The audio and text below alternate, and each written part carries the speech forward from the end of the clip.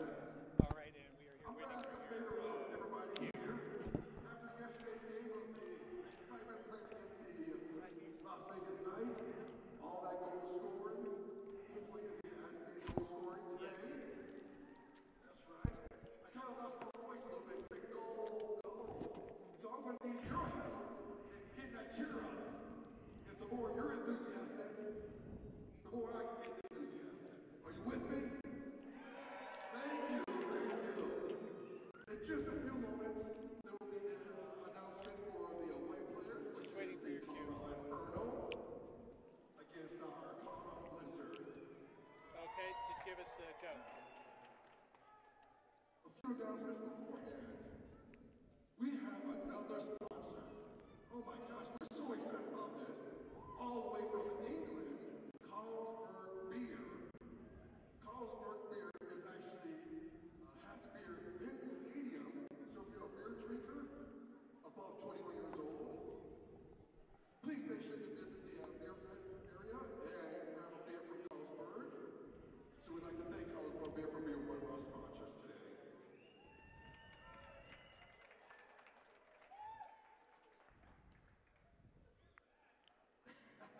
Okay, just let me know. All right, we'd also like to thank And good afternoon. Joe Rico and Darren Copeland here live from the Denver Coliseum as the undefeated Colorado Blizzard take on their in-state rival, the Colorado Inferno, in M2 action at its finest. At this time, I'd like to bring in my partner, Darren Copeland. Darren, first of all, good afternoon to you. We were just here 12 hours ago. The Blizzard get in a blowout win over the Las Vegas Knights, 15-2. They come right back and they're ready for action again tonight or this afternoon versus their in-state rival. Talk a little bit about the rivalry. It's going to be a tough one today for the Blizzard. in section 109.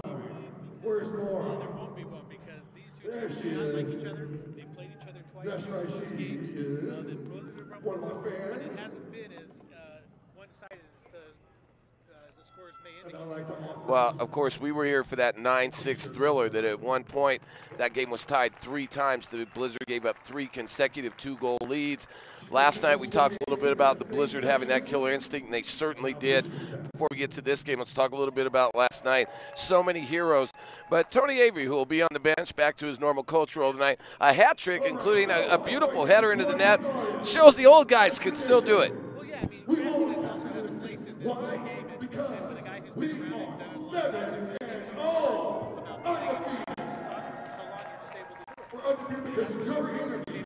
Of course, Coach Once again, I have to start on John's this going to side be for Colorado. late today, so it's going to be your Colorado player from last night. It's going to be the coaching team for the first quarter. Well, and that's just, one of the many things. Coach John was involved in so many organizations, also has some tryouts going with some other, he's got some of his hands in some other irons today. But let's focus on the game today with the Inferno. It's kind of a two-man show. You and I talked about it. The amazing Thomas Hong, who sticks around the offensive end a lot more than he plays any defense, and, of course, Francisco Rivas, his running mate. Probably one of the better duos in the M2. Yeah, certainly when you look at Thomas Hong, he's leading the ML2 in everything. So he's he might be your player of the year. And then alongside him you have Rivas, who accounts for a lot of the goals for them. But don't be worried. They have a couple other guys. Jairo Gomez is a guy who was very tough and has always played the Blizzard tough, as well as Armando Gonzalez. Those two guys might not score as much, but they bring a devastating twosome to the first row of Hong and Rivas. Well, and of course, it's always a battle of the goaltenders. You being a former goalie, Justin Zuba, our good friend, he should be in net today, and he's going to go up against Miguel Rosales. Right now, Miguel and him, unbelievable the combination between Miguel Rosales and Justin Zuba. It's going to be quite a battle. Yeah, well, when you have really good goaltenders, it often makes for a very interesting game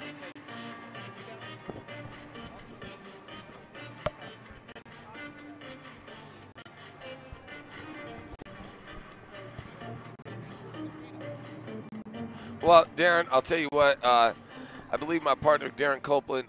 Darren, you were on the wrong headset, I believe, which is fine. That's all right. We're now welcoming On the right Darren one now. Copeland back to the broadcast. Hopefully, some of the sound started. Some of the best analysis I've ever given. Some of the best analysis. Absolutely, Darren. Let's get back to what you were analyzing. We were talking a little bit about Francisco Rivas and Thomas Hong, two of the M2's best. Talk a little bit about Thomas Hong. He's leading the league in everything. Yeah, he may be the MVP of the league. He's just leads the league in goals, leads the league in assists. He's just a fantastic player. So watch for him to go. Rivas is his running mate.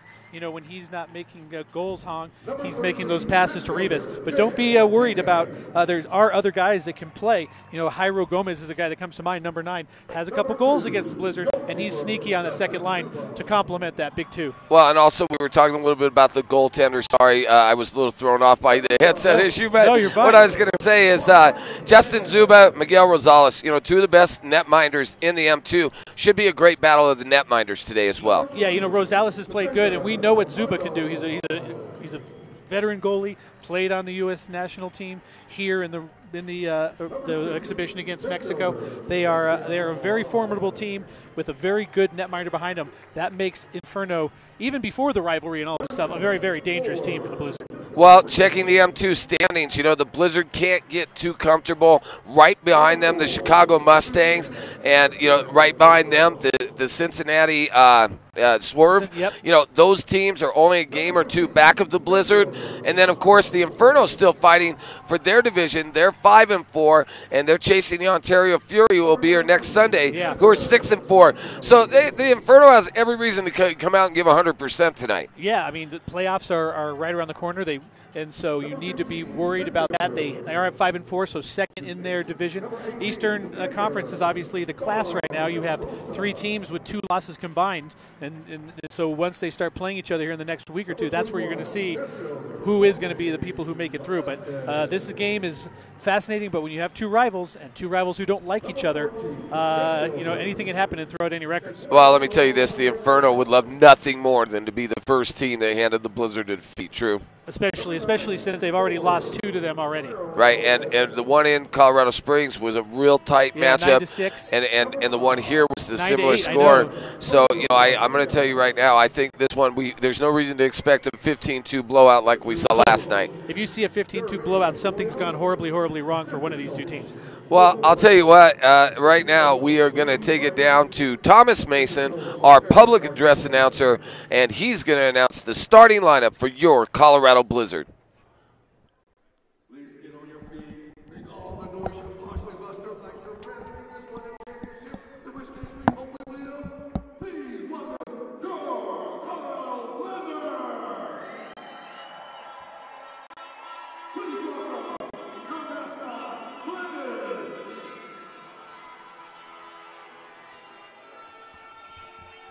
Your coach, Tony Avery.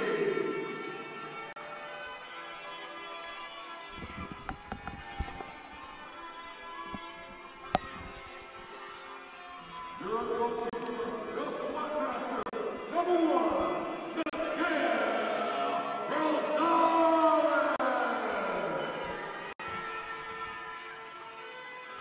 Number 3, defender, Alex Mosley. Number 4, defender, Reed Armstrong. Number 17, midfielder, Hector Oliva.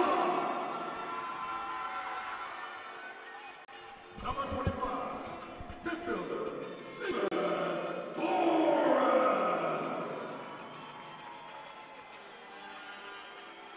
Number 16, forward, Cody Stratton.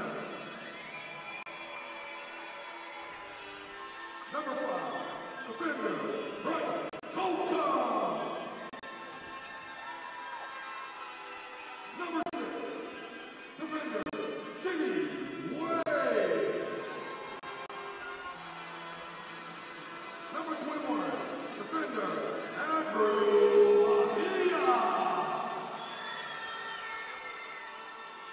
Number 23, midfielder, Luke Morgan.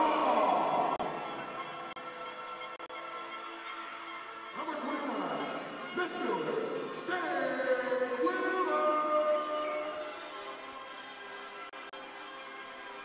Number 14, midfielder, Jay Hamilton.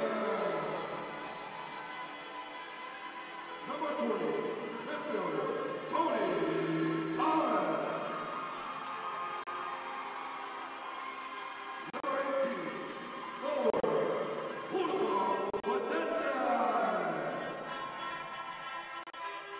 Number 27, forward, Ryan McClare. And that is your 7-0 Colorado Blizzard. Please stand up for your national anthem. Remove all ball caps.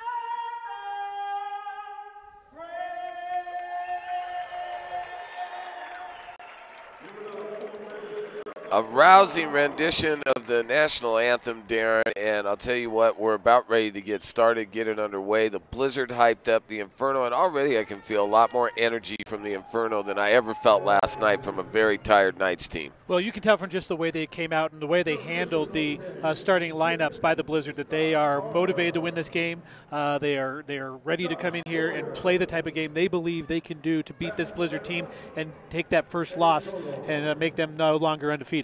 I'm going to tell you right now, Thomas Hong, I was even checking, and the guy leads the league not only on offensive categories, he leads the league in block shots and blue cards. I know the guy really loves to mix it up, and really, to be honest, to lead the league in 6 statistical categories, he's got to be your favorite for MVP, but the Blizzard does not care about that award, right? They want to win the M2 championship. Well, you know, if it was all about one guy, then maybe they could just hand it to the Inferno, but unfortunately, or fortunately, however you look at it, it's being a team, and that's exactly what the Blizzard bring. You had 3 guys with hat tricks yesterday. You had another 2 with 2 goals apiece. You can get scoring from anywhere from the Blizzard, and that's what makes them so dangerous. You can try and take away one player on the Blizzard, and there may be a few other guys that will step up, but for the Blizzard, you have any number of places where you can be dangerous. Coach Tony Avery's a good friend of ours. How big of a difference will it make with Wellesley not being there for at least the first period and maybe longer? Well, you know, Coach Wells has a commanding presence on the bench. He's definitely noticed by the teams. He's definitely noticed by referees. He's just that type of guy. Now, Tony's a little bit more low-key, so you might see a little bit of errors, but I don't think it's going to affect what happens with the Blizzard here tonight. If they need coaching in this game, then they're in trouble. Well, I'm going to say this right now. I have been waiting for the Blizzard. You know, we've seen him tested to a degree, and then we've seen him blown out. But I think this is the first time that I've felt any pressure for the Blizzard. When streaks get this long, you know, 7, 8, 9, 10, it's exciting for us. It's exciting for Blizzard fans. But I think there's a big target on your back. You're going to get every team's best effort from here on out. Well, you're going to get every team's best effort, and the teams are getting in much better quality. I mean, you're talking about who's coming up, Chicago and Ontario, along with this game today. I mean, this is going to be a tough road. And if the Blizzard can be undefeated, say by the end of the homestand or by the end of the season, that's a fantastic team. How much would you love to be in Chicago here coming up in a week or two to see that game between the Mustangs and the Blizzard? If you're in Chicago, that's must-see TV. Unbelievable game that's going to be. Well, right now we're underway, and we'd like to welcome you to the action. Joe Rico, Darren Copeland on the call. Hope you're enjoying this Sunday afternoon, a chilly one here in Denver, but the action's red hot indoors in the M2 as your Blizzard take on the Colorado Inferno, and right off the bat, Alec Mosley with one of the hardest kicks in the M2 just floors one of the Inferno players. Yeah, certainly got hit in the place you really don't want to get hit in, and then that's just a little bit below the stomach, unfortunately, and that hurts. As a goaltender, as a person who took those type of shots for most of my career, those do not feel good, but wow. Let's hopefully he gets back up, and thankfully it wasn't in the face, which is probably more serious than getting it in the chest or the stomach. Well, I'll tell you right now, Alec Mosley, though, just proved my point. We mentioned last night he may have the hardest shot in the M2. I've seen him almost break the glass a couple times. That plexiglass is very strong. This guy, and I can't, unfortunately, for the number. Jimenez is it the Josu Jimenez? Yeah. He took it. You know what? He was involved in a lot of thing, but that counts as a block shot. Yep, there's definitely a lull in the action, a break in the action, 14:42 to go. Let's talk to you about Tamarine. They really know how to spice it up at Tamarine.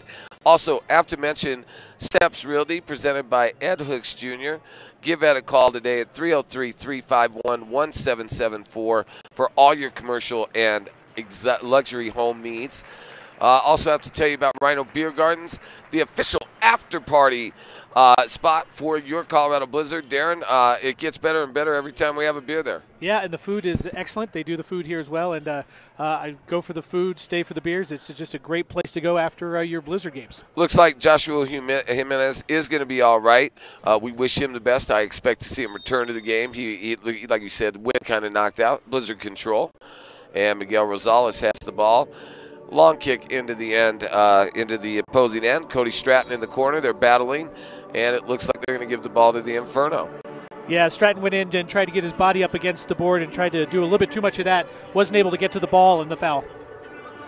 Well, I'll tell you this, the Inferno and the Blizzard's knowledge of each other makes me feel this is going to be another close game, but it would be nothing better.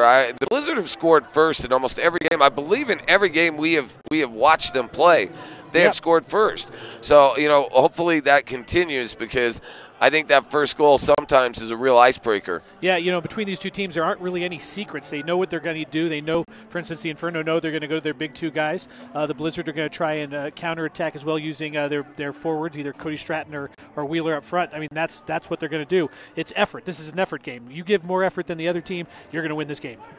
And the Inferno right now just content to kind of run their offense. A shot by number 15, Oscar Montoya. That was blocked. And the Blizzard kicked the ball all the way down. The ball's off the scoreboard. First time we've seen that this year. I was wondering when it was going to happen. I think it's it's fairly low-hanging scoreboard. I think you're going to see a couple more shots before the end of the year. I'm actually surprised they haven't seen more now. But great job by the Blizzard to be able to go to that defense and, close out shots. You're not going to get shots by dribbling. You're going to get shots by passing and receiving a ball. That's how you're going to get your goal chances. You don't want to be dribbling too much in this game today. Number 5, Antonio Garcia. Number 20, Oscar Montoya, kind of setting up a special play. Now I guess they're trying to see who's going to do it. Now it's going to be Montoya. Kicks the ball. Nice save. Diving save by Rosales. Off the board and off the crossbar. It looks like it did not go in. Referee signaling no goal. Close call right there. For sure no goal on that one. Very close call, though. And the Blizzard now run out, and it's number 18, Uda. Uda with the shot. Great shot by Uda. And I'm going to be – I also need to apologize. His last name is impossible to pronounce, so we're going to stick with Uda today, because that's what the coach told me. Just go ahead and call him Uda. So we're going to go ahead and say number 18, nicknamed Uda. If you want to try the last name, you go right ahead. But I will tell you, he was a big energy boost, number 18, last night in the playbook in the game last night. He certainly was, and you saw again. That's what you're looking for. You're looking for a guy who can get an early shot. Fortunately, or unfortunately, if you're an Inferno player, that's pretty standard save for a Zuba. And here comes down the left wing, number 15. It's Oscar Montoya, pass into the corner. Looks like you have Rivas, or you have Thomas Hong and Rivas out there temporarily. Number 16, Cody Stratton, looks like he was tripped, but no call. Number 25, Stevie Torres, controls now into the corner. That was a much bigger save by Zuba. Yeah, nice save by Zuba. Ball in the corner again, Stevie Torres battling with the Inferno. Ball control now by Alec Mosley. He's going to go back to Rosales. Rosales with a long kick down and a nice header just over the goal, and that was Cody Stratton. Yeah, well, what Rosales does well is he's able to put those balls in like that. Fortunately, he got the ball up sooner, because yesterday against Las Vegas, he got that ball taken away a couple times. If that happens here, that's in the back of the net. Well, I'll tell you what, one of the many categories Thomas Hong leads the league in, steals, and he's a guy that's so crafty. Ball control is everything. We talked about the Knights goalie last night, who gave up a lot of rebounds. You don't want to give up rebound chances tonight. Yeah, you don't, and it's actually, you want to watch for that. Zuba comes out a long way, and they hit the long shot, wasn't able to put it on net, but it's something to put in the back of the – Good idea. And it puts an idea in Zuba's mind, right? Maybe he's got to watch how far he comes out. Yeah, because there's guys back there, including Rosales, who can hit that shot. 0-0, no score, first 3 minutes of the game. Glad you can join us. Joe Rico and Darren Copeland on the call. The undefeated Colorado Blizzard fighting against the Colorado Inferno, who are currently in second place in the Western Conference. Right now, the Inferno control. There's a pass into Thomas Hong. And now the Blizzard with a breakout. Cody Stratton and running down. Looks like Edgar Olivas. Olivas with the ball in the corner. And Zuba lost the ball. Cody Stratton almost stole the ball from Zuba. Someone's got to tell him that he's got a guy in his back and he can pick it up with his hands. He was trying to play it with his feet and almost got it taken away, and that's a terrible spot if you're a goalie. Ree Armstrong, one of the men of the match last night. He played a great match last night. He's back on defense. And the Inferno, nice play by Rosales. There was a Inferno offensive player, and Rosales cut the ball off. Looks like they were trying to sneak somebody in backside. Yeah, but then on the long throw, he gave it right back up again. But you're okay with that, throwing it out, but you'd like to see it a little bit more accurate. Well, I think what I'm learning is when the goalie, whether he kicks it or throws it, you want to see the Blizzard be the next guy to touch it. You don't want turnovers from your goalie, right? Yeah, particularly in a spot where they can trap and field and pass the ball in a good spot. Bryce Colcom, who had probably one of the better goals we've seen all year last night, he took a ball out of mid-L and just power kicked it in. They have so many ways to beat you, the Blizzard. But right now, it's 0-0, 10:24 to go. Let me ask you, they scored 15 goals last night. I know what you must have been thinking. Were you thinking what I was thinking, which is I wish we could save some of these goals for today? Well, no, I was actually thinking, thank goodness, because they hadn't been doing that in the past, so I'm kind of glad that they broke out. But, I do see your point. That's you don't want to leave them all out on the field yesterday. All right, and here we go. Bryce Colcom with the ball.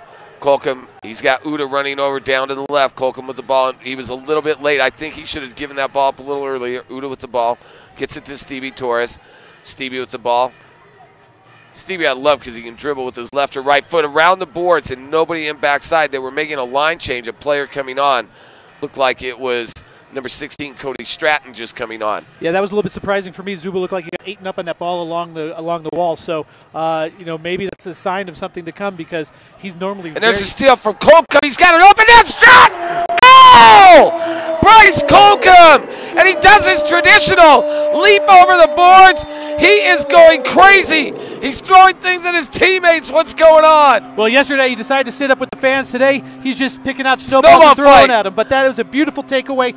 You got what you wanted. You got Zuba out of his net, not in a position to be playing actual goalie. Got it, early shot, down low, right by the keeper. Nothing he could do. 1-0 Blizzard. And that's a little bit about, hey, it's a little bit of everybody. And this is maybe one of the better teams I've seen in soccer, period, in the fact that how many teams can you say run 7 or 8 guys deep? Usually on all these other teams we've watched, it's 1 or 2 guys and then kind of a bunch of journeyman type guys. On the Blizzard, you have 8 or 10 guys who play some of their position at the highest level of M2. That's an attribute to listening to Coach Wells, his great training, and also the athleticism and hustle of these players. Yeah, well, George Karl always called it a teamness, and they certainly have a teamness. They play like a team. They're there for each other. They don't really care about individual awards so much. They care about getting the wins, and that's why they're making such a great job. Hey, and it's the aforementioned number 13, Joshua Ramirez, and he had Thomas Hahn. Great save by Rosales on a 2-on-1. It was a fantastic reflection save. Oh, great play, Cody Stratton, and it looks like they're going to make a call. They're going to give the ball to the Inferno. I think Cody Stratton, he was called out. What would be the call there? Because it was just a touch foul. They didn't call any kind of a penalty. Yeah, it seems like he was behind him and probably got him in the legs. Yeah, just a regular foul. Okay, Stevie Torres, and he put some pressure on, and there's Stratton. Stratton's so fast. Stratton gives the ball up to number 17, Edgar Olivas. Olivas running down the field with 2 Inferno players on him. And there's the steal by Rivas. Rivas getting the ball out. No one appreciates dribbling as much as me, but every time we've seen both of these teams dribble the ball rather than pass it quickly, they get it taken away. Nice steal by Olivas. Olivas and Ryan McClure taken down. They let him play. Olivas, they felt there was no advantage. Olivas with the ball. Edgar, he just shot it wide. Nice play, nice dribbling. Jimmy Wade putting pressure on. They're not letting Zuba comfortably get the ball out. I think great job by the Blizzard on that attack. They shot the ball just wide, almost scored a goal. There's a nice pass to number 19. And number 19, Tyson O'Neill, he almost had a goal. On the other end, Ryan McClear. And Ryan McClear is going to get the call this time. Yeah, you had 2 guys on him, and he's a big guy, and he's difficult to handle. Got the ball, then got a couple kicks to the shin, free kick, and a dangerous foul on spot. number 21, Jorge Velasquez, and he just kept kicking him in the back of the leg. And I think the referee finally said, "Okay, we're not going to let this go anymore." Yeah, they certainly did, and they want to take charge early. I think you're probably going to see an uptick in blue cards today. Sure. You're probably going to see some 5-on-4s. You're going to see a lot more of your referees than you did in a game like yesterday. Well, I will tell you this. If you remember in that 9-6 game, we saw, I believe, 3 power plays, and the play got a little chippy, as it tends to do. It's like 2 brothers. Yeah, they know how to play against each other, but they know how to fight too. Now, let me ask you this. I wasn't aware that Justin Zuba could just kick the ball out of play. Doesn't he have to have the intent to? Is there a certain area he can and can't kick it out? He can kick it straight out, but it comes back to the point where so there'll be a corner. So it'll be right there, I believe. Oh, Or so they're going to give him a free kick. Top, okay, yeah. they're going to give him a free kick from the 5-yard line. If you kick it directly out, it's a foul. Now, if it bounces out, it's out at that point. Yeah, it's about at that point. Okay, all right. So I think that's what Zuba was trying to do, was play the ball along the boards, but I think also he realized there was heavy pressure from the Blizzard. Jay Hamilton, once again, he will take the free kick. Jay almost snuck it through. Jay almost snuck it through. And there's a nice play set up for Alec Mosley. They ran that play yesterday, and then, as you said, you recommended Jay try a shot, and he did later in the game, and he barely missed the top right-hand side. Well, I appreciate the fact that he likes to pass the ball, but you got to also be selfish sometimes. You got to take that shot, or else they're just going to assume pass. Well, I will say this. For a guy like Jay, who's so unselfish and one of the captains of this team, it's in his nature to pass, but that doesn't mean he's not got a great shot. I think he should use his shot a little more because he's just such an unselfish teammate, and that's what you want. I mean, if you're going to err on the side of anything, I'd rather have 100 Jay Hamiltons because he gets the ball to so many players, and he assists on tons of goals. No, I agree on that. It's just, you need, if you're going to force someone to pick their poison, you got to make sure they have two poisons to pick from. There's a trip by the Blizzard. Number 20, Armando Gonzalez was tripped on the play, and they're going to give a free kick about 10 yards out to number 7, Francisco Rivas. That was a call in the last game where the referees and the owner of Las Vegas Knights went down and thought that should have been a blue card. Interesting, there wasn't one there, but it's a little bit earlier in the game. You want to give these guys a chance to get settled in before you start throwing blue cards around. I have to tell you about Pepsi. Pepsi, the soft drink, the official soft drink of your Colorado Blizzard. Pepsi. Stevie Torres with the ball. Number 3, Alec Mosley with the ball. Now to McClear. McClear going down to Andrew Mejia. Mejia, such a fast player, with another great shot. He had a goal last night. I guess everyone did but you and I, Darren. And I don't know that you didn't score. Well, I did have an assist. So. Now there you go. There's an even-up call. 2 Blizzard players down. And we've got some injuries. One of them, I'm not sure. I know one of them is Ryan McClear, once again dumped. And then the other guy to suffer, and it looks like he may have had a little bit more of a serious fall. I think they were just kind of both sitting there, just kind of taking stock of what they're at. No serious injuries, McClear, but and is it Shane Wheeler? Yeah, it looks like it's Wheeler. It's the 2 big guys. Hey, listen, you're going to play. It's going to be a physical game, so if you expect to give it, you got to expect to get it. Well, I'll tell you what. If I'm the Inferno, though, I might not want to upset Wheeler and McClear. I mean, if you look at the size of everyone on this pitch, I think those are the 2 guys you might not want to upset for the Blizzard. I'm not backing down to no one. Hey, I love it, Darren. Well, you don't upset anyone either, Darren. We usually like having you around. All right, so it'll be a corner kick for the Blizzard. I'm interested to see what they pull up at the top. And they're going to go ahead and allow Bryce Colcom. And Colcom, tell you what, he's got a powerful shot. That one was a bit high and a little bit, what do they say? Just a bit outside and high. Just a bit outside. Yeah, but right now 1-0 Blizzard over the Colorado Inferno. There's going to be a timeout. And it looks like there will be an interview. Alex Ramirez and Sylvia Tizeri look like they're going to be sitting there. They've got a special guest. Let's go down and see who they're interviewing. Is it going to be Blizz?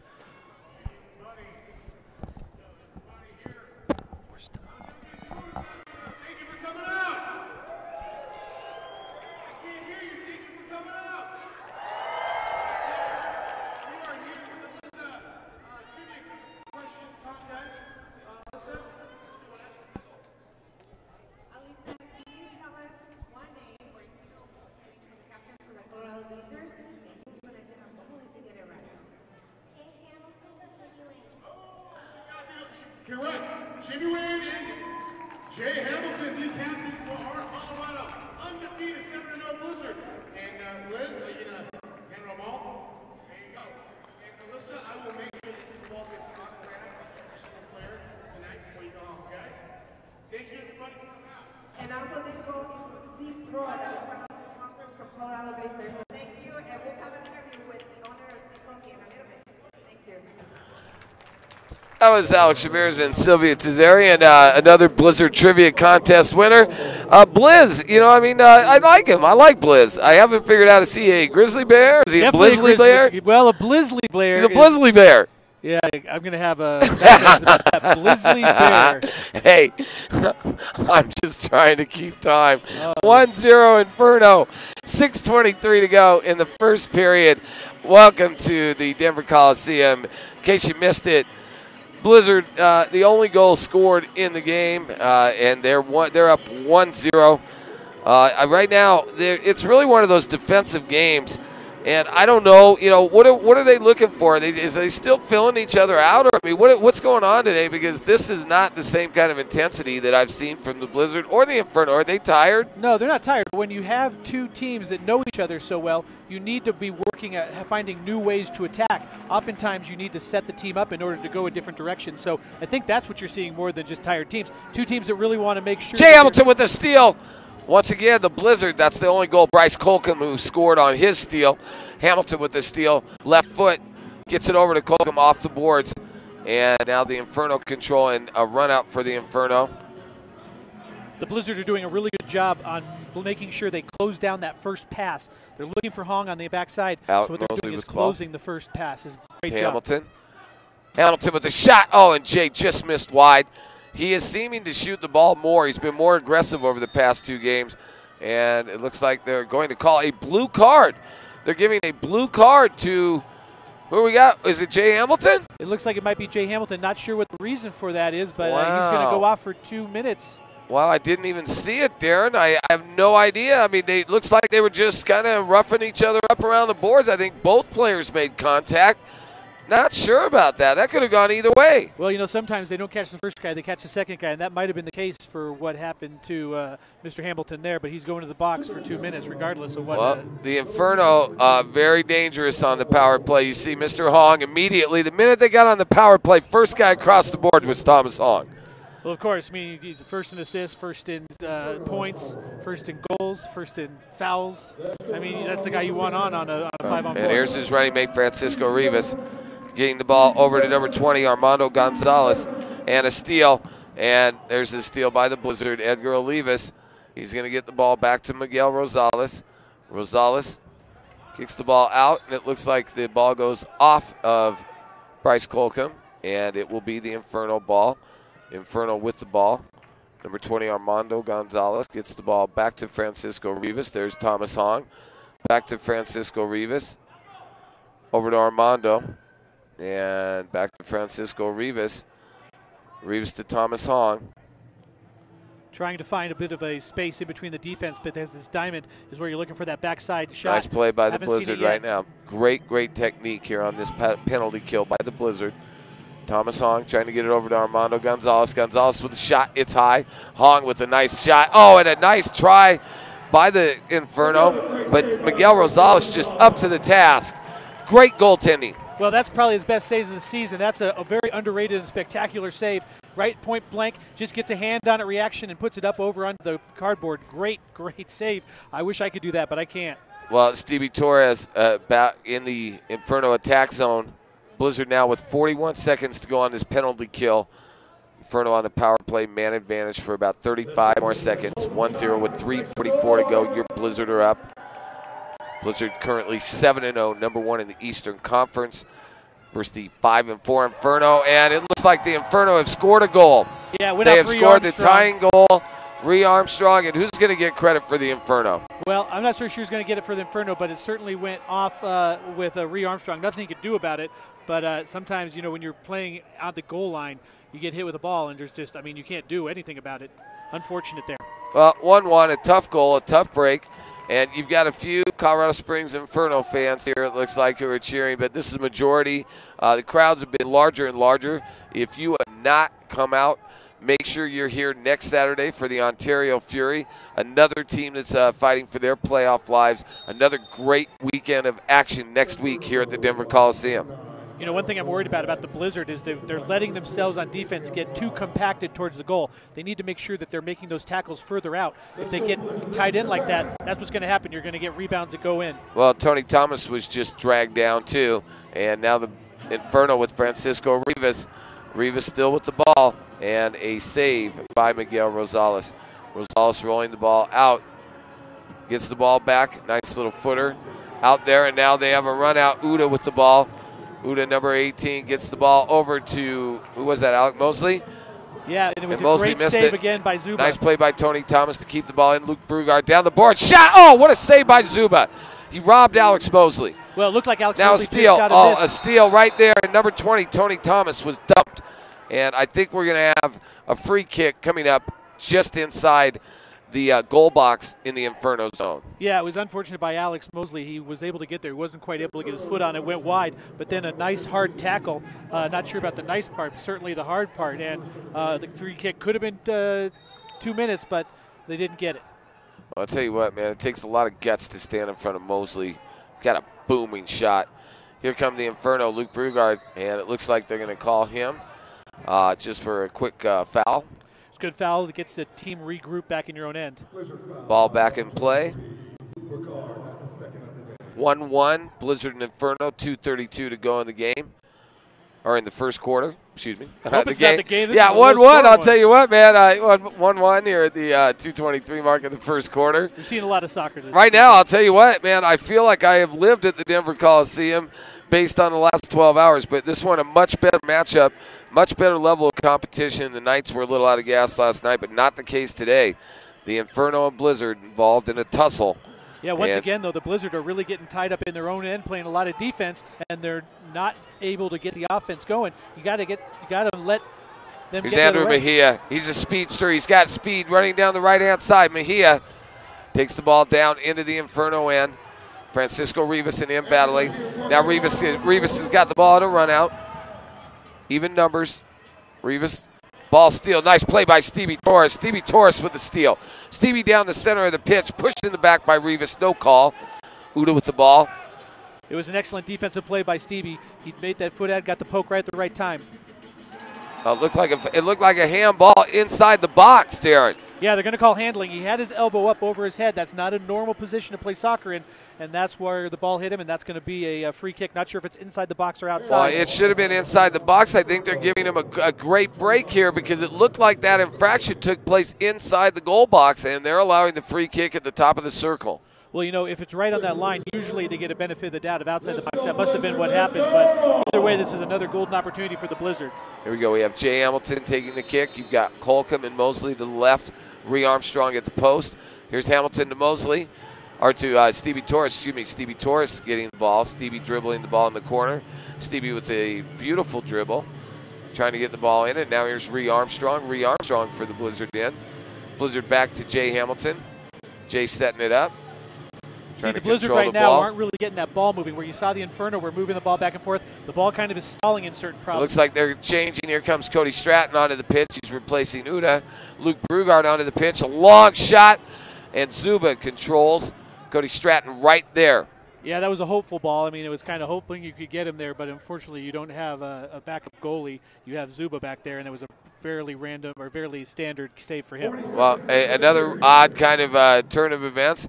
The last two matches the Blizzard have played, they have been playing the majority of the time against the backup goalie. So Zuba being in net, it's not quite as easy when the real goalie's in. No, but you have to be impressed that the last two times they've played, they've gotten 9 goals twice. So, I mean, that's positive things for the Blizzard. But they got to be moving the ball a little bit better right now. Bryce Colcom, ball stolen. Inferno with the ball. Thomas Hong, he's so dangerous every time he has the ball. And they're going to go ahead and give him the advantage. They're going to go ahead and say he was held. Jimmy Wade not taking it. Jimmy Wade and him kind of friendlily pulling each other's jerseys. Well, they all know each other very well. They all, they've played with each other on teams and they played against each other for a long period of time. So they all know each other, but, you don't like that Hong can accentuate and get those calls. That's what Jimmy Wade was arguing about, but he still pushed him. It looks like you're just pretty much setting it up for Hong. If I can see that, everybody can be able to see it. But they're not giving it to Hong. Instead, they give it over to Joshua Jimenez, who misses the kick. Ball cleared. Justin Zuba, long shot, and it's headed out of bounds by Luke Brugard. That'll set up an Inferno corner kick with 3.3 seconds to go. Now, will there be a timeout call to run a set play, or do they have one already? It looks like these guys have one drawn up. If I'm the Blizzard, I might call a timeout if I'm Tony Avery. The Blizzard are getting packed back into their box. Do you need two men on Hong in this situation? No, you need to be expanding your defense because you're getting caught inside your own box, and that puts too many people inside the box where deflections can happen. You Darren, need to be great playing call. your defense further out. Great call. They are calling timeout, Coach Avery. And I can tell you right now, I don't see Coach Wells in the building, and to be honest with you, I think he might be missed a little bit Coming up at the end of the first quarter, we're going to be going out to Alex Ramirez and Sylvia Tizeri. They've got a great interview with one of our sponsors. And Darren and I, when we come back, we'll have some stats, hopefully, from the first quarter of a game. Well, where the most important stats, yep. Blizzard won and Inferno won. Right, and I think it's pretty easy to say Bryce Colcom because that's the guy who scored the goal so far. A fantastic goal. You know, it's interesting because what I see, you know, we all knew that Coach Wells wasn't going to be here at other commitments, and he said he was going to try and be here between the first period and halftime. But it was a good idea and a good job by Tony Avery to get that time out there. Your team is backing up. Your team is not playing the way you need them to. You need to get them back focused and disciplined. Playing defense is a disciplined sport. So, you know, you need to be watching that. 3.3 seconds to go. The Inferno come out. Of course, you know, you've got Thomas Hogg. You've got Rivas. You have number 20, Armando Gonzalez. You have Joshua Jimenez. I mean, you know, every one of these guys are capable, but for my money, you better watch Thomas Hogg. I would not watch anybody else but Hogg. And no, it looks like they're going to give one shot, and that's going to be the end of the period. With the score, your Colorado Blizzard won. The Colorado Inferno won. We're going to go down to Alex Ramirez and Sylvia Tizeri with a sponsor. Your company's been around for 7 years in the soccer business, and these gloves are a little extra padding for the goalies, right? A lot of these kids behind you here are looking in front of you boys sometimes. Talk about the product of your glove. Absolutely. Our gloves are made in Germany, and actually we are actually running in the United States. We've been selling it for now 12 different countries. And we do specialize our gloves because we actually analyze the hand and make the gloves affordable. So we are definitely getting into the competition as far as technology of the gloves. So definitely not. Sylvia?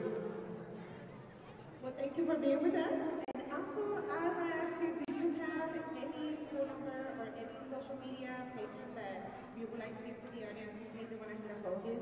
Absolutely. So our phone number is 303-907-9389. And we do have an Instagram account called _football sign. Football in the Spanish word football. F-U-T-B-O-L, football. And then, of course, Zebra Football and Facebook. Please check us out.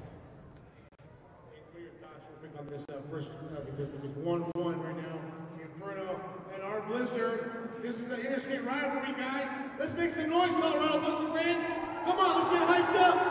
What are your thoughts on this first period? So I don't like to start games because anything can go wrong anyway. So as I see on Saturday, there's a lot of games left to do, but it's a good game. It's a good game. We'll talk to you in the third period, all right? And back to you, Joe Rico and Derek Coleman with the broadcast. Well, 1:11 to go until the beginning of the next period. Got to tell you about ProTech Computer Systems in Castle Rock. Log on to protechcr.com for all your computer needs. Gary Faircloth, our good friend. Also, Steps Real Estate, presented by Ed Hooks Jr. They're on Facebook at Ed Hooks Jr. Also, give them a call at 303-351-1774. Well, Darren, it's been one heck of a 24-hour period. We went from a complete blowout up to just really an intense 1-1 tie. Yeah, you know, and I might say also that Right Brain Design is one of our sponsors today. You can check them out at rightbraindesign.com. All our sponsors, 100% Chiropractic, of course, is another sponsor that we want to watch out for, and you want to use them. We support the people that support us. That's all we can ask. But looking towards the second quarter, and Pepsi is brought to you, of course, the official spot drink of the college. Oh, we all need a Pepsi right now, Darren. We've been running 24 hours straight. Well, it's certainly been a very stressful first quarter. Well played by both teams, but you got to be a little bit concerned. Blizzard getting a little bit back on their heels. Not sure if that's the effects from the back-to-back. Well, we'll see right now. I expect to see a better game out of the Blizzard. Coach John Wells still not on the bench for those of you who are watching the broadcast. 1-1, Blizzard and Inferno, and the Inferno control. Justin Zuba with the ball back in his own 10-yard line. Kicks the ball down the field, trying to get the ball over to number 14, Eduardo Monveral, and back to Zuba. You know, a lot of motion for the Inferno right now, and they frankly look like the better team. A little bit unlucky, frankly, to not be leading this game. Well, we certainly hope that changes right now. The Inferno, oh, it looks like that was inadvertent. That was an inadvertent touch. That was not a handball. And you know what's funny is the Inferno was the team that stopped. Yeah, well, people get confused sometimes because it used to be handball, but they decide, that just for those particular reasons why to call it handling instead of handling. And Alex Mosley almost had a goal. He beat his defender, but then great save by Zuba with his left hand. Yeah, Zuba cut down the angle, stayed tall, and it's hard to get it past a goalie like that when he's got great positioning. Armando Gonzalez with the ball for the Inferno. He'll bring the ball up to the Blizzard attack zone. Passes off to number 9, Jairo Gomez. Gomez, one of the guys you talked about. Bryce Colcom now with the ball to the Blizzard for the Blizzard, and here comes the run out. We've got our man, Stevie Torres, right there. Stevie to Cody Stratton, shot, goal! Goal! What an amazing pass! Stevie Torres to Cody Stratton, and that was a pretty goal. Oh my God, just beautiful thread ball right between two defenders, right to a sliding Cody Stratton. You cannot draw it up better. That's exactly what you're looking for. You want to put that ball forward where a guy can run onto it, have a guy make an athletic play on the goal. Nothing that Zubak is going to do there. 2-1 Colorado Blizzard. Well, I'll tell you what, you're not going to draw up a prettier goal. And, we talk all about the grittiness and getting the tough, but that is why you come down here to the Denver Coliseum. That is a goal in the M1. That's a goal in the MSL. Or in the MLS. That's a goal in the European leagues. That's soccer right there. Beautiful goal, and we've already seen a couple really good plays by these two teams.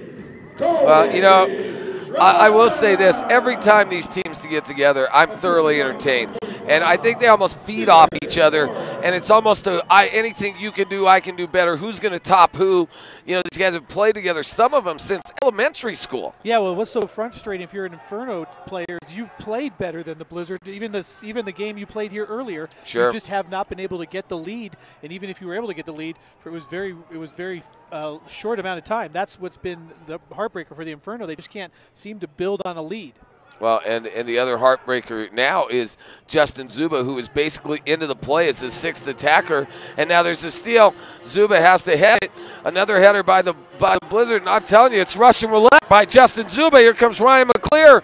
Zuba gets dangerously outside his net. Well, I haven't seen anybody that far in the attack zone. Well, when you're down by a goal and you need to make something happen, it's very difficult to make that shot even with no one in the net. It's just a long shot, plus he's counting on his 2 defensemen to do exactly what they did and hold up that play. So it may not be as risky as it looks. Certainly not the safest play, but not maybe the riskiest. Number 18, Darwin De La Rosa with the ball. Tries to get the ball in to number 15, Oscar Montoya, and Oscar Montoya gets the ball back to number 21, Jorge Velasquez. Velasquez with the ball. And here comes the steal. Here's Stratton. Gets the ball to Alec Mosley. It's going to be 2-on-0. Mosley gets it to Stratton again. Oh! Stratton, Cody just couldn't control it, Darren. But he gets around the board. Oh, my goodness. Cody Stratton's so exciting. Yeah, I really like those two playing together, particularly Cody Stratton, pretty much with anybody who's streaking down that side. It's unusual for him to not make that connection there.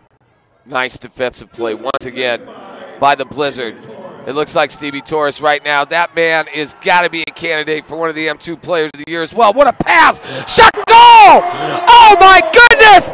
That's how you draw it up on the chalkboard, Ryan McClear! Well, that's a beautiful goal by number 27, Ryan McClear. And again, I think maybe the Blizzard have found something out, and you credit this to Tony Avery. They found that backside man is being left open, and if you can get that pass to him, in front of him so he can walk on it, there's nothing that Zuba's going to be able to do to stop these shots. Well, Darren, you know what? I don't know what Tony Avery said at the end of the first period. And, you can see him standing on the bench. And guess who's on the bench? Coincidentally, it looks like, is that Coach Wellesley? No, it's not. He's no, not there it's yet, not. But who is that guy? Who's the guy on the bench over there besides just Avery? A fan. I don't know. It's wow, craziness. We've got Colorado Blizzard fans who look just like Coach Wells. I'm sorry, he is not back on the bench.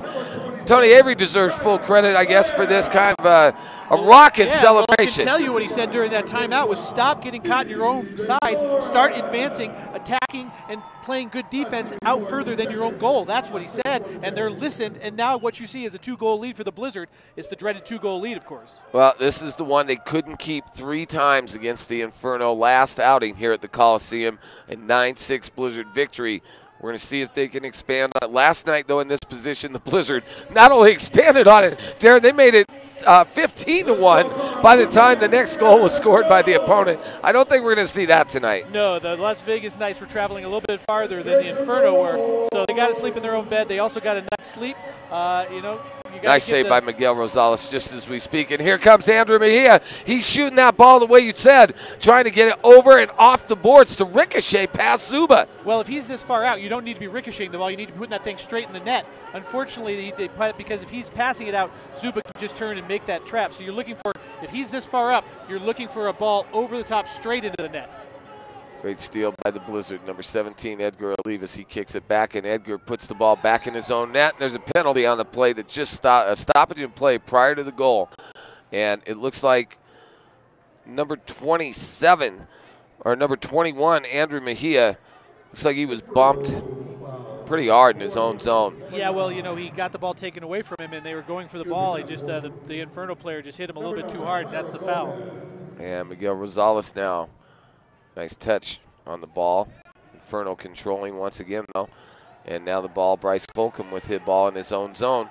Bryce with some nifty dribbling. Ball stolen. And this is dangerous right here. A chip into the net. Goal. Bryce Fulcom with a turnover in his own end. And, there was just 3 Inferno players around Bryce. One stole it, and then obviously the ball was sent in to the net. Who has the goal, Darren? Well, I'm not sure how. I believe it's going to be Jairo Gomez. I could be wrong, but I'll tell you what. It was a 3-on-1 turnover, a bad turnover in your own side. But they made the one. They made the one pass, and then they made another. But I was very impressed. It was a very cheeky chip to get it over Rosales. He had gone down to get that ball. Might have needed to stay on his feet a little bit, but it's easier said than done. Well, 3-2, and once again, the Blizzard with that 2-goal bugaboo against their rival. Now back down to a 1-goal lead, and the Blizzard, it looks like they're going to call Luke Brugard for a handball. Yeah, saying he touched it with his hands, but not intentionally. They're not giving him a blue card. Yeah, well, I'm not so sure. It should have been hit him right in the midsection. And now with the ball, Darwin De La Rosa for the Inferno to Thomas Hong. De La Rosa with the ball at midfield. Inferno very content to take their time. I think that's been a strategy we've seen used on the Blizzard time and time again. And here comes the steal. It's Ree Armstrong. Brugard getting the ball over to the left-hand side. Ryan McClear, and he could not get the ball down the pitch over to Alex Mosley. And Alex Mosley looks like, was he raising his hand to come out of the game? No, he's raising his hand because it was a 3-line pass, so it went over all 3 lines. And okay, so Zuba was called for a 3-line pass. Yeah, he certainly was, but what you're seeing is I'm really impressed with the Inferno's motion offense. So they bring it down. They're very patient. They move their guys back and forth, looking for a chance for one of their forwards to beat a defender, whereas the Blizzard are a little bit more free-flowing. You never know quite where it's going. I think they found some success looking for that backside run, but it's interesting, 2 different styles of soccer right now. And Ryan McClear with the shot, and it looks like actually it was Shane Wheeler with the shot right off McClear's heel and way out of the crowd. 3-2 Blizzard, 8:55 to go in the second quarter. A tight one here at the Denver Coliseum. If you want to be in on the action here live, come down next Saturday night when the Blizzard take on the Ontario Fury, another team battling for their playoffs lives. And it just doesn't get any easier. After that, a huge road trip that might decide the Blizzard season. Yeah, well, you got to go into Chicago, which is a tough place to play, and you got to beat a tough team on their turf. That's going to be a very interesting test for the Blizzard. And there's going to be, it looks like a foul right there. Is that, well, we got an angry guy for the Blizzard right there, and it looks like he's saying something. Right there, Shane Wheeler. Shane Wheeler mentioned he's saying something over to number 15, Oscar Montoya. Well, he's just complimenting him and congratulating him on a tough and fair tackle, I think is what Mr. Wheeler said. Right yeah, I'm not sure, Darren. I don't believe that was exactly what Shane Wheeler said. I'm going to tell you, they've been banging Shane Wheeler around. He may be the biggest guy on the team. I'm not sure you want to piss number 29 off, but I think they've done that. Well, you wouldn't like him when he's angry because what he does is he finally learns how to finish. He had a couple close ones here. What's interesting now is to see how the Blizzard can pass this ball around, get that defense of the Inferno to move, and hopefully get a power play chance. They're very good on the power play, upwards of 68%. So this is a strength for the Blizzard. 3-2, Blizzard with the ball. Alex Mosley with the ball. Alex trying to send a pass across, and now the Inferno have numbers. Nice steal, though. Steal by Uda. Uda running up the sideline with Francisco Rivas. Yeah, well, it's not what you want to see when your team's up a man, is the other team be able to And a take steal the ball by away. the Blizzard. Here comes Ryan McClear.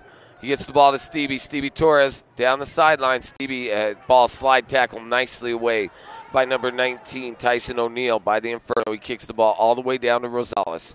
Well, this is going to be a good opportunity for the Blizzard to find their motion, but once again, they're not noticing that a defensive player is coming to them hard, and they're Stevie, losing it.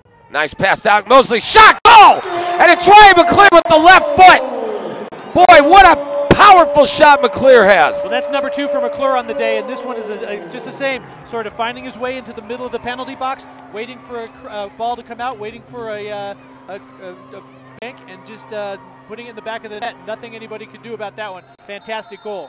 Well, folks, I'll tell you what, if you have not gotten out here to the Coliseum, you're missing out.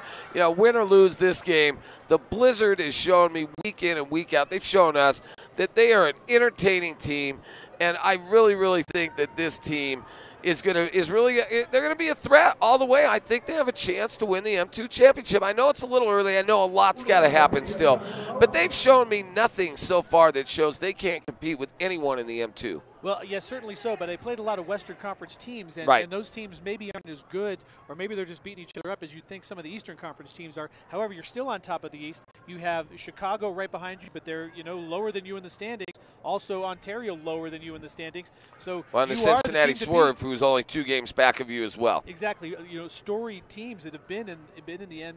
The M1 for a long period of time. These are going to be difficult games, and it's going to be interesting to see how the Blizzard handle these tough venues where they got to go in and play a hard game. Well, I will say this right now. I've got to tell you about the Villa. The Villa, one of the best restaurants in Palmer Lake, and also Chris Weatherman Agency. Allstate, our buddy, 303-237-1234. He's our insurance agent, my personal agent. Banking for good. First Bank, Darren, my personal bank. I wonder if they got these sponsors from me. Well, I guess I don't own First Bank. I just bank at if First you Bank. own First Bank, we got to talk a little bit later. Well, if I own First Bank, I think the Blizzard would be in the M1 because I think they might be headed there. Well, they certainly are playing well enough to some of these teams are much better, and you understand that sure. when you get up into M1, you have a whole other sort of level of player that you're able to draw from. But the way that this team passes around, I'm not so sure that Coach Wells wouldn't take his chances with this team in the M1. Well, I'm going to tell you right now, that would mean us, being at the Pep Center, possibly sharing a building with the Mammoth, and, who knows where that leads to for Darren Copeland, budding soccer analyst. Now, have you Probably to the Pepsi Center. considered maybe, doing some games for USA Soccer? I mean, have you submitted a demo? Seriously, I mean, you have such a knowledge of the game. It's amazing. Now, this is different, right? Arena soccer. Now, we saw the Mexican national team and the United States national team. How big is indoor soccer here in America right now? Well, right now, I would say that at least in Denver, there's probably more people playing indoor than outdoor. I mean, so you can play it all year round because it's indoor, obviously. So even when it's snowing, you can play. It's a good, inexpensive way for people to get teams together. You only have to get maybe 8 or 9 or 10 people on the recreational level as opposed to getting 15 to 20. So it's easier to get groups together. It's just a much easier game for social soccer. It's why there are new facilities popping up all over the Front Range. Well, and having played outdoor soccer myself 7 years and played the indoor game, I got to run and practice a couple times over the past few weeks. The indoor game to me is more fun. It's not better, but it's certainly different, and it takes a whole different set of skills than the outdoor game. Just because you're a great outdoor player, we talked last night, doesn't make you a great indoor player. Being a good outdoor player may help you be a good indoor player, but it might not necessarily translate all the time. Miguel Rosales once again. Nice pass all the way down to Cody Stratton, who could not control it. Cody's he's tough. He's a nightmare to match up with on the defense for any defenseman. Yeah, if you can sort of compare it to other sport, he's a bit like Steph Curry in the fact that he runs and runs and runs, and so if you're going to mark him one-on-one, you better be able to run and run and run as well. Does any sport run more than soccer? Maybe marathon, but other than that, I'm talking. Okay, all right, okay. You got me on that one. I'm guessing marathon, no, but when you but talk about the outdoor game, the average player is running about 8 to 10 almost miles. half a during marathon every game. Yeah, I mean, you talk about being in shape. These guys are in incredible shape. Both squads. As a matter of fact, almost everybody we've seen. And there's Zuba with the long shot. Wow, he's got a powerful shot. He shot that thing from midfield. And here comes the Blizzard. Running down, it's Ryan McClure. And I thought he was going to break the glass. Well, he got a little bit greedy, got his eyes open, and they were big as he saw Zuba out of the net. Fortunately, hit it high on the step sign. And you know what I like about Rosales, and they're starting to realize that he gets the ball past that first line so that he can kick the ball all the way down in the air. And now come on. Oh, let's talk about that one. Alex Mosley was in a dangerous position, and I understand that Iro Gomez let up, but he still hit him pretty hard into the boards. You know, no penalty, just a foul. Well, you know, if you at least try to let up, you're most likely going to get the benefit of the doubt. Miguel Rosales now. Oh, dangerous. There's a giveaway right there. A bad goal let in by Miguel Rosales there. Yeah, and this is what I'm kind of talking about here is that they get a little bit fancy with it in their own back end, the Blizzard do, and then they get a little bit of a rapid push or a rapid defensive play, gets shut down quickly, and all of a sudden you've got a turnover where you have one guy, Rosales, the only guy that's able to do anything, and if it gets by him, there's no one left. Well, a great play by Eduardo Monveral. Fantastic defensive play. You got to give credit where credit's due, but this is exactly the problem that the Blizzard have had in their own zone. Well, 4-3, a tough one right now, and there's McClear almost putting the Blizzard right back up by 2. Ball in the Inferno end. Hope you're enjoying the broadcast on NLive TV app. Also, the Colorado Blizzard Facebook page and the Final Word Facebook page. Joining Alex Ramirez and myself every Sunday morning from 10 a.m. to noon on 1340 AM, 104.7 FM Mile High Sports. Talk lots of Colorado Blizzard, also with my partner Darren Copeland. He joined the show today. Great segment, by the way. Back to the action, 4-3, 5:56 to go, and a very important last 6 minutes here in the first half. Yeah, you know, one thing if you're an Inferno player is if you can get tie or a lead here going into halftime, you're going to feel pretty good about yourself. You haven't been able to do that so far, particularly here in the Coliseum. But if you're the Blizzard, you know, you need to stop, getting so stuck back in your own end. Start playing some offense. And here comes, once again, as you mentioned, the Inferno controlling the play in the Blizzard end. Number 15, Oscar Montoya with a hard left foot shot. Nice block by the Blizzard on that play right there. And it looks like number 25 there's going to be, looks like number 3, Alex Mosley, went into the boards. And they're going to give the ball to the Inferno. Looks like Alex, they must have called him for some contact. He definitely went in, first got it late, but he took the worst of it, but he was still the person making the infraction. 5:18 to go. Once again, they have that little trick play with Armando Gonzalez and Rivas both lined up behind the ball, just so you never really know who's going to get it. And it's Rivas this time to Gonzalez, and a nice little play drawn up. Didn't work, though, and now the Blizzard with an opportunity. McClear kicks the ball all the way down, and here comes Stevie Torres. Stevie chasing the ball down. Great defense, great play by Stevie. Stevie forces a turnover. Now here's the Blizzard with numbers to leave us. Here's McClear. McClear couldn't get his foot on the ball. Ryan to Alex Mosley. Alex dribbling the ball. Left-footed shot. And now the ball to Edgar Olivas. Great pressure by the Blizzard, Darren. McClear is not happy that he missed that one. That was a bunny that he could have had his hat trick on, but unfortunately he got it back. Instead of sulking, he got back and played defense, and the Blizzard still have some action going here Stevie in the Torres. Inferno end. Back to McClear. Ryan played a lot more minutes than at any point in the season. This is the longest extensive action he's had in quite some time. We'll check on his conditioning come fourth period. He's already been out here probably twice as much as I've seen him all year. Well, get him used to it. Get him out here as much as he can, and then when he gets tired, bring somebody else in.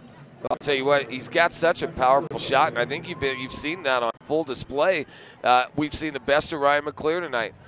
4-3 Blizzard, 4:24 to go in the second period. Almost halftime. We'll have Coach Tony Avery sitting in for John Wells, and then Coach Wells still not back. We hope to have. Is he back now? Yeah, he's back now. Oh, we've got him. No, I don't see him. Where is he? He's up there. He's normally in a coat and tie, but now he's just in a shirt. Oh, okay. So he is up there. Coach John Wells back, and now the Blizzard hopefully will get some of their energy back. A great job, I thought, by Coach Avery. He's helped out in so many times. It's almost like the same guy, but I think when your head coach is gone, there's always a little bit of flux. Well, certainly a good timeout that he called early to get his team going right. Francisco Rivas, hard shot, nice block.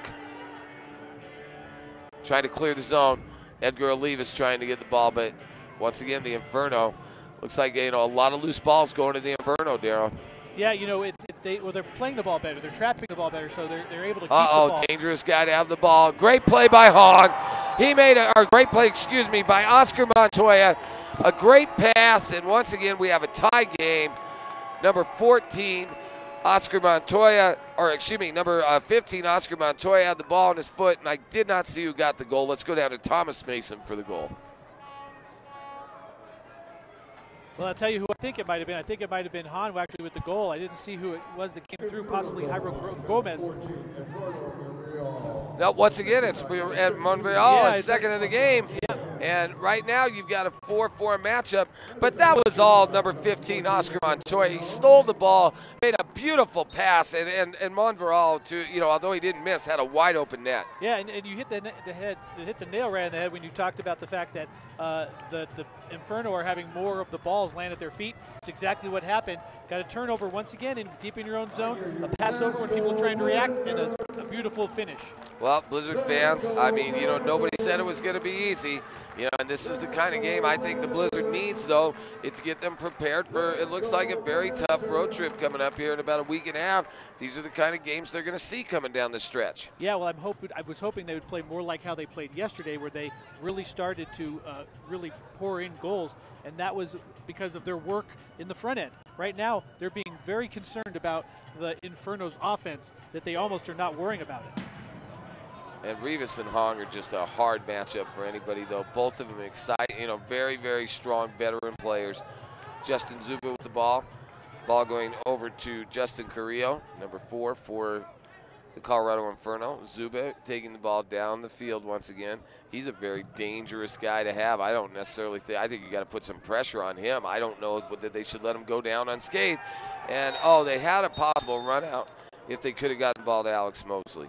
Yeah, well, there's a foul there as a Blizzard player. I think it's going to be Shane Wheeler got kind of kicked, and he's going off slowly, so it's going to be a foul, but it's nice to see the Blizz get out of their own end. And Shane Wheeler, I'll tell you what, they've been very physical with him this entire match. Yeah, well, that's the way to play a guy. If you're talking about basketball, you take it right into a big man's chest. The same thing with a big man in soccer. And here's Stevie Torres. Stevie, responsible for one of the Blizzard goals. Nice play by Bryce Colcom. Stevie now controlling the ball. Gets the ball up to Andrew Mejia, a long pass. And Cody Stratton battling for the ball. Controlled by the Inferno now, and the Inferno back out. And here comes Rivas. Rivas down the right-hand side for the Inferno. Nice defense right there by Andrew Mejia. He came and took the ball away aggressively. Nice play by Mejia. Yeah, Inferno were calling for it, but I don't think it was a foul. Referee on it. No foul. Great defensive play. Here's Bryce Colcom. Colcom, he's a guy you want to let that shot get lined up. And now coming off the bench for the Blizzard. Did not see who that was that they just got. Ree Armstrong just coming off the bench. And that ball will be out of play. It's going to be a corner kick for the Blizzard. Well, it looks like they're going to put it back right here on the top of the key. Top of the it key. Went straight out. All right, top of the key. It was very interesting. Once again, the Blizzard, William whereas Armando. the Inferno were doing a good job of moving that ball, the Blizzard are content to have it more on one person, making that good pass, making sure they make it rather than moving the ball around. Jay Hamilton takes the free kick. He gets it over to Mosley. Mosley, boy, he just missed inches away from that top right-hand corner. Well, that's what he's been looking for, and unfortunately got it up this time because the last two had been blocked by the defender. Here's Miguel Rosales. Miguel allowed to go all the way through. Here's Jay Hamilton in the corner. Nice pass off the board by Jay, and the ball will be sent all the way back down. Miguel Rosales controls. He's all by himself. 54 seconds to go, under a minute to play in the second half. Here's a long ball by Rosales. Cody Stratton controls. Oh, and a nice chance by Edgar Olivas. Just shot the ball high. It didn't look like he got it off his foot right. Well, he got it up, but he was looking up at the goal, and he was stretching out, and that natural tendency will put the ball high. It's unfortunate sometimes he got good wood on it, but not able to put that in the back of the net. 4-4, 45 seconds to go in the half. Blizzard involved in a tight one with the Colorado Inferno. Blizzard currently 7-0, first place in the Eastern Conference. Inferno 5-4, second place in the Western Conference. Just one half game back of Ontario, who the Blizzard will face off with next week. And there's a ball out of play, shot out of play by the Inferno, Antonio Garcia. And Blizzard will take the ball. Alex Mosley will take a free kick. Well, and what you see there is that's where the ball goes, hits the glass and goes over the top. That's where that legal play is, and it'll just go back actually to the goalie. Okay. So it looks like they're going to be giving the Eventually. ball back down to Miguel Rosales for a goal kick. This goal kick sponsored by Bay Equity Home Loans, bayequityhomeloans.com. Miguel Rosales throws the ball in all the way down to Ryan McClear. 34 seconds to go. The ball out of play off Ryan McClear. Inferno ball. And he tried to control it with his chest. He just couldn't. And, you know, it's been a sluggish first half for the Blizzard. Well, I'm not so sure it's been sluggish, but one thing you teach your players is to get your back to the outside of the back to the outside where the crowd is, and that's how you want to collect that ball. He didn't do it that time, and it went over the top. Ryan McClear just missed wide, and Jay Hamilton with a nice rebound, but he just couldn't shoot high, and Jay Hamilton is down. There was no contact. Yeah, I'm not so sure. He may have scuffed his foot trying to kick that ball, and that's never a good feeling. I'm hoping it's just that, because anything else would you don't want to really. Jay's taking himself off the pitch right now, and he's walking to the Blizzard locker room. Not sure what happened. We'll check with you. We'll get some information. Hope he's okay. It looked to me that he, as he took that shot, kind of dragged his toe on the turf, and that hurts. That's painful, isn't it? It is very painful. And there's a penalty right there. A foul will be called. Number 9 for the Colorado Inferno, Jairo Gomez, got a little bit aggressive. 18 seconds, 17. Miguel Rosales once again trying to get the ball down, and there's Mosley, and Mosley kicks the ball way out. 11.6 seconds to go in the half.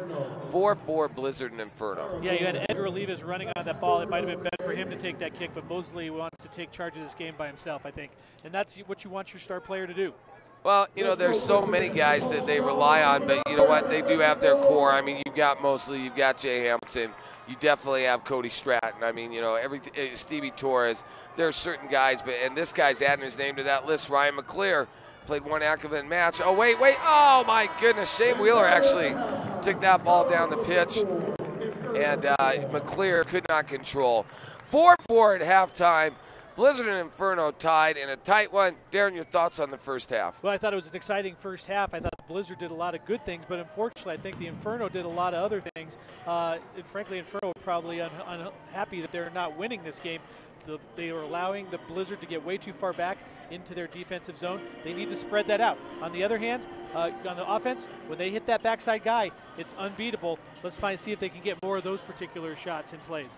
Well, we're going to go down now to Coach Tony Avery. He'll be interviewed by Alex Ramirez at halftime, and Sylvia Tizeri. Darren and I will be back in about 15 minutes for the start of the second half. Coach, interim coach tonight, Coach Tony Avery with the Colorado Blizzard in place of Coach Joe Wells. Joe Wells was ready to play, and Coach Tony Avery came into place. Talk about tonight's game, 4-4 with the Inferno. We knew this game was going to be this close. Your thoughts, Coach?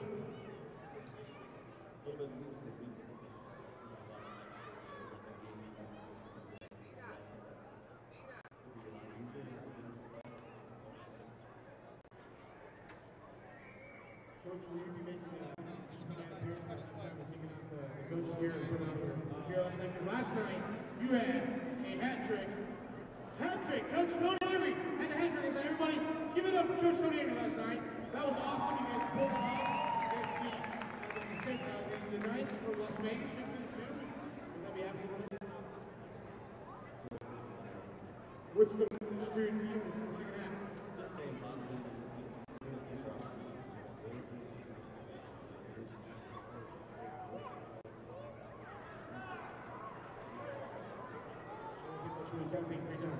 All right, guys, back up to the broadcast with Joe Rico and Derek Gilbert. That was the halftime interview.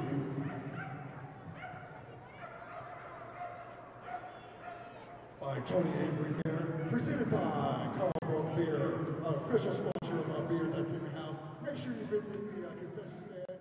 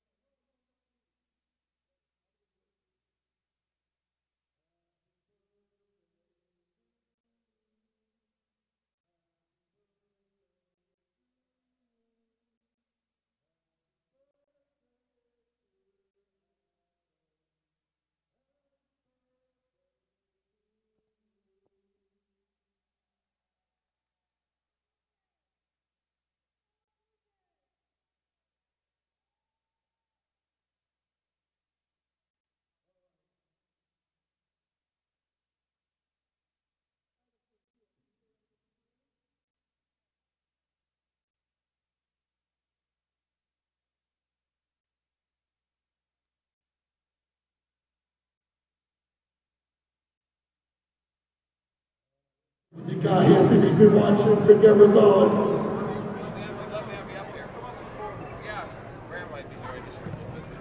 Go! Go!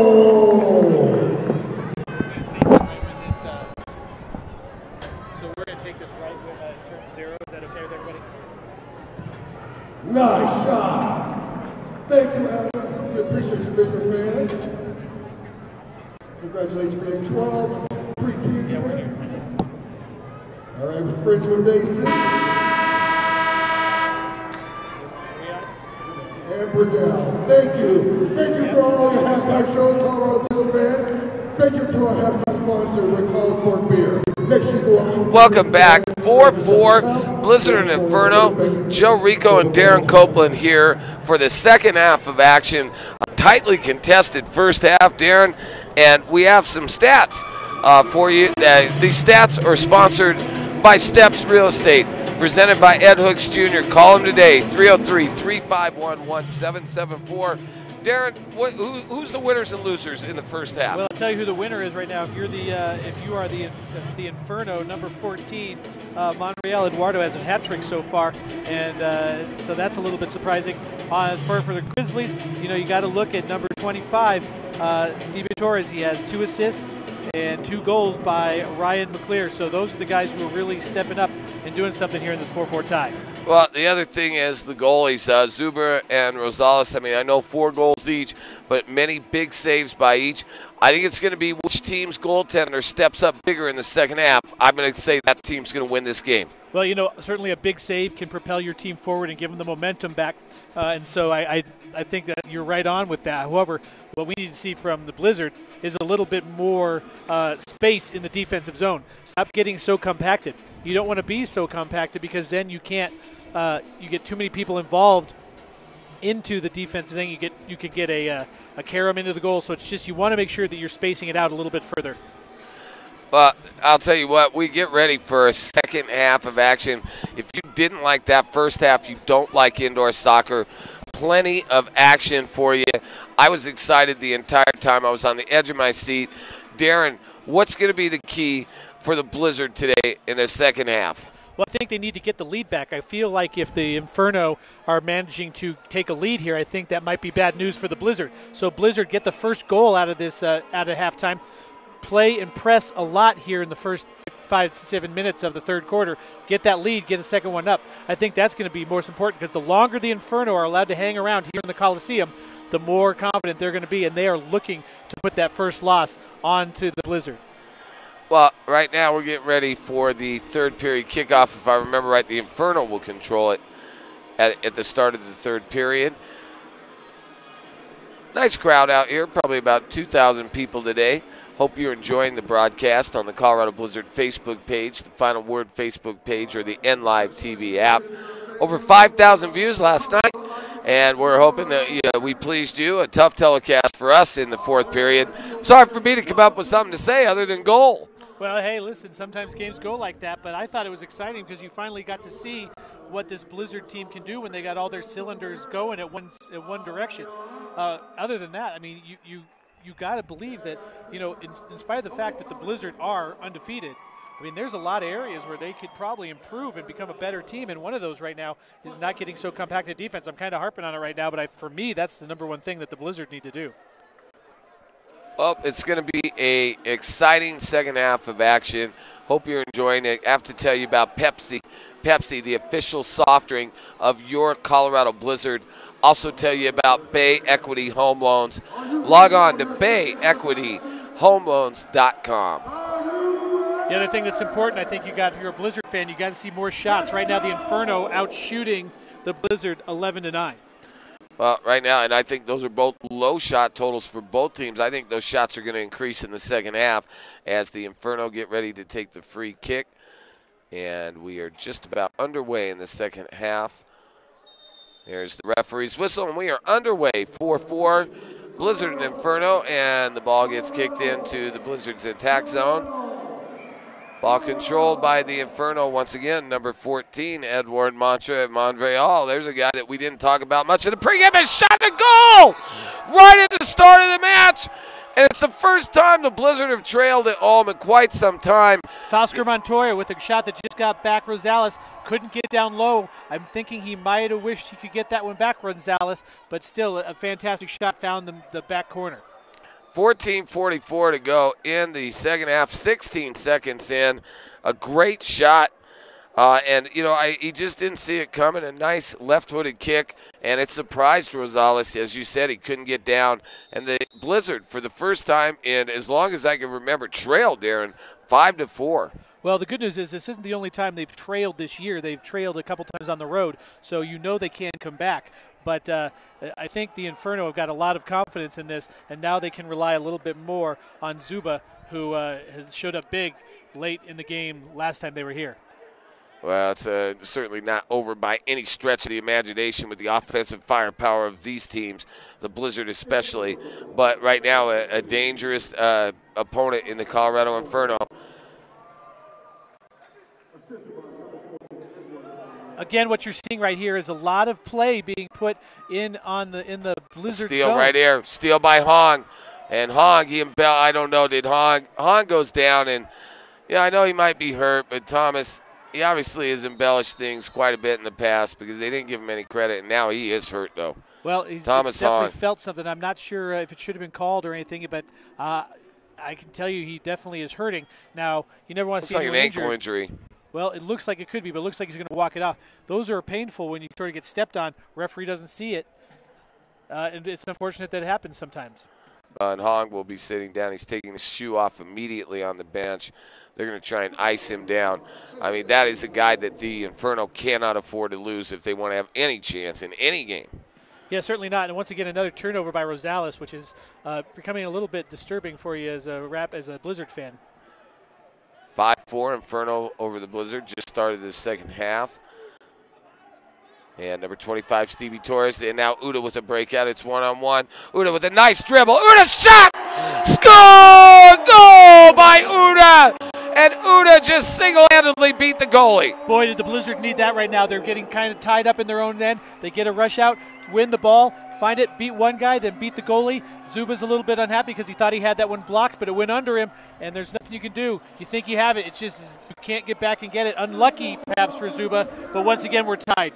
5-5 and a refreshing addition over the last two games. Uda really knows his stuff, and that was with the left foot. It's amazing how many of these Blizzard players can score with either foot. That's got to be a huge advantage as a player. Yeah, certainly to be able to go either direction. It keeps your defender from just being able to stick to one side. Justin Zuba all the way up now. The Inferno trying to get the goal right back, but unfortunately now, hold on. Andrew Mejia is being roughed up by number 16, Darwin De La Rosa, and a foul called. Excuse me, no, that's number 15, Oscar Montoya. Yeah, Oscar Montoya with a little bit of extra going on in the box, and that happens along the And here board. comes Francisco Rivas, and here's our buddy Rivas. Oh, he just missed wide, and Rivas had an open teammate. He did not see him, thank goodness. I think with the injury to Hahn, you're going to see a lot more of Jairo Gomez here on this first line. As well as you're going to see a lot more of number 15, Oscar Montoya. Yeah, what they should be showing is a little bit more of number 14, Edward Monreal. He's the guy that has 3 goals. Yeah, he's been the guy who's got 3 goals, and I would expect to see him out on the pitch. Also, I think you'll see Thomas Hong back, currently being worked on feverishly on the Inferno bench. 12:32 to go in the third period. Blizzard 5, Inferno 5. Joe Rico, Darren Copeland live on the call from the Denver Coliseum. And, oh, my gosh, almost an own goal, and a great play by Ree Armstrong. He saved a goal. Well, Rosales had a good reaction to try and get it, just couldn't get to it, but luckily he had some help on the backside to clear that off the line. That's a terrible feeling as a goalkeeper, seeing that go right past you because of an own goal attempt. Well, and although there will be a free kick at the top of the circle, Ree Armstrong absolutely heads-up play, saved the go-ahead goal. 12:22 to go, 5-5. Rivas with a kick. He shot it wide. And there's number 15, number 9 for it's Jairo Gomez. And now the Blizzard with the ball, Stevie Torres. And once again, the ball stolen away by Armando Gonzalez. Yeah, a little bit too Here much comes dribbling Rivas. there by T. Rivas with a nice pass, but it was left behind. And here's number 9, shot, goal! Jairo Gomez with the Inferno goal. And once again, the Inferno take the lead, 6-5. Darren, it's back and forth. Well, you know, you're letting the Inferno player keep that ball on his foot. you got to get that ball out of there. You can't let him control the ball. That said, the Inferno are doing a great job of keeping that ball right there on their foot, making a turn, and then getting the rebound and making a quick save. You can't hold them off forever. Rosales can't save you all the time. You need to start playing a little bit better defense. Well, Thomas Hahn currently getting re-wrapped. I'm sure they're going to wrap that ankle very tightly on the Inferno bench. And, you know, the adrenaline rush that the Inferno just received, it might be doubled if Hahn can get back in the game. Yeah, and if you look at the Inferno bench, they're all up against the wall. They're all excited to be in this. Not quite the same as the Blizzard. They know they're in a very interesting game right now, and they're kind of sitting on their hands a little. Oh, and it looks like Bryce Colcom is going to be called for a foul, and it'll be a corner kick for the Inferno. They're going to move it up. Well, a little bit lucky they might not have been a blue card there, but certainly a hard foul. Just a foul. Yep. And I think the Inferno were trying to lobby for a blue card, but Colcom inadvertent contact. I mean, he let up. He did not give him a full shot into the boards. Well, sometimes all you need is a little bit of one. Well, I'll tell you what. I agree with you that it shouldn't be, but, you know, that me and the referee might not disagree. And a nice block shot by Bryce Colcom, saved by Rosales. And now the Blizzard clear, and Bryce Colcom kicks the ball over the boards. It'll be another corner. It'll be a free kick at the top of the circle for the Colorado Inferno. And, you know, it's been all Inferno over the last 2 minutes. All the pressure's been down in the Blizzard zone. Well, even for most of this game, they've certainly been the better team. They've got the Blizzard on their heels. They're forcing the Blizzard to play a lot of defense. The Inferno are doing everything that they know they can do, that they need to do in order to win this game. 6-5 Inferno, 11:38 to go in the third period.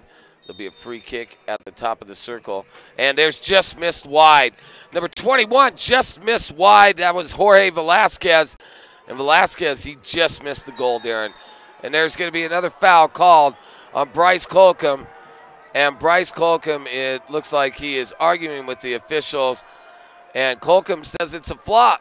Yeah, I think I agree with him on this particular one. He was holding his ground, and Velasquez came over the top of him. So, you know, it's more of a self-inflicted foul than anything Colcom did. So I feel for Colcom there. I don't believe there should have been a foul, but I don't wear yellow. Well, 11:29, we have a break in the action. Got to tell you about WizardWorks Security Systems, Inc., WizardWorksSecurity.com, the magic of technology. 6-5 Blizzard. Also have to tell you about Minuteman Press in Castle Rock, Minuteman Press, CastleRock.com.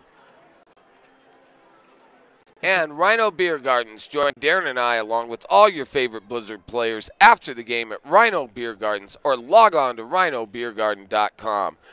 Well, Darren, you know, I mean, I'm not sure it was embellishing, but it almost, I guess, instead of embellished, I'll say it was self-inflicted. I don't think Colcom was saying he embellished. I think he was saying, like you said, he went over the top of Colcom and basically hurt himself. Yeah, I mean, that's what it looked like to me. And certainly if someone jumps into you and they hurt themselves, it shouldn't be a foul on you. It should be a foul on them. Referees didn't see it that way. Holcomb was not happy about it, but not going to change anything, so you just need to get back into play. It might be a little bit of a break here for the Blizzard that there was an injury. Velasquez is back up. Should be okay, but kind of give the Blizzard a chance to regroup because they're certainly feeling a little bit like they're weathering the storm currently in this third quarter. Well, still no sight of Thomas Hong out on the pitch for the Inferno, which is a good sign for the Blizzard. However, since Hong has been out of the game, the Inferno has outplayed the Blizzard. Well, you know, sometimes when you lose a guy who's your main threat, it opens up other guys to be able to score and pick up the slack and actually makes you a more dangerous team, and that seems to be what's happening with the Inferno right now. Eduardo Monreal, the dangerous one, he of the hat trick, already he'll take this free kick, kicks the ball off the boards, gets the ball back, Monreal. Another attempt off the boards, the Inferno again control. Ball taken by number 19, Tyson O'Neill. He'll kick the ball back to Zuma. Stevie Torres running through. Uda with the ball. Uda with the turn. Uda causes the turnover. A bicycle kick. A rare occurrence in the indoor game. And it looks like Stevie Torres got a little nicked up along the boards, and it'll be a corner kick for the Blizzard. Well, if nothing else, it certainly went off the Inferno player, but you got to like the work they're doing to get back in this game, down a goal. And there was a long shot by Alex Mosley, and that ball was sent way up into the crowd. Looks like, that was Andrew Mejia. And Mejia shot that ball about 32 rows up. Yeah, my high school coach used to call those high, wide, and not too handsome. I think that was probably a fair, accurate description. 6-5, Blizzard and Inferno involved in a tight one, 10:56 to go. Referee touches the ball, so there'll be a play stoppage. Wait, behind the play, it looks like Cody Stratton was roughed up, and maybe I think number 5, Antonio Garcia, may have put a little hit on Stratton. Well, I'm not sure. It seems to be they're calling it right now on Stratton. He's trying to mix it up. He might have taken the worst there, but it's going to be a foul. It looks like they're going to call it on Cody Stratton, who can't believe it. He's throwing his hands up in the air as Antonio Garcia lines up for the free kick. Interesting to note, you have Zuba way up here, almost near midfield. Yep, and now Stratton kind of maneuvers a little bit, and they change that. Now it looks like the control is back to the Colorado Inferno. Armando Gonzalez passes it to Zuba. Zuba's got the ball out back to Oscar Montoya, the center of the pitch. He gets the ball back, and he's just dribbling around. 10:33 to go. A very controlled offensive strategy for the Inferno. Content to just kind of maneuver the ball, kind of play hide-and-go-seek with it. Well, they're looking for that opportunity where they can get a guy open, and their patience is paying off for them so far. They're making the Blizzard run. They're making the defenders defend for a very long time, and that opens up seams. And when you get open seams, that's where you get goals. And, whoa, that ball almost went behind Miguel Rosales. Oscar Montoya, again, trouble. And a long throw down by Rosales, and he throws the ball out of play. Yeah, it was a good effort to try and find breakaway guy. Those throws haven't been connecting so far, though, so it's good to keep trying them, but you need something a little bit better if you're the Blizzard right now.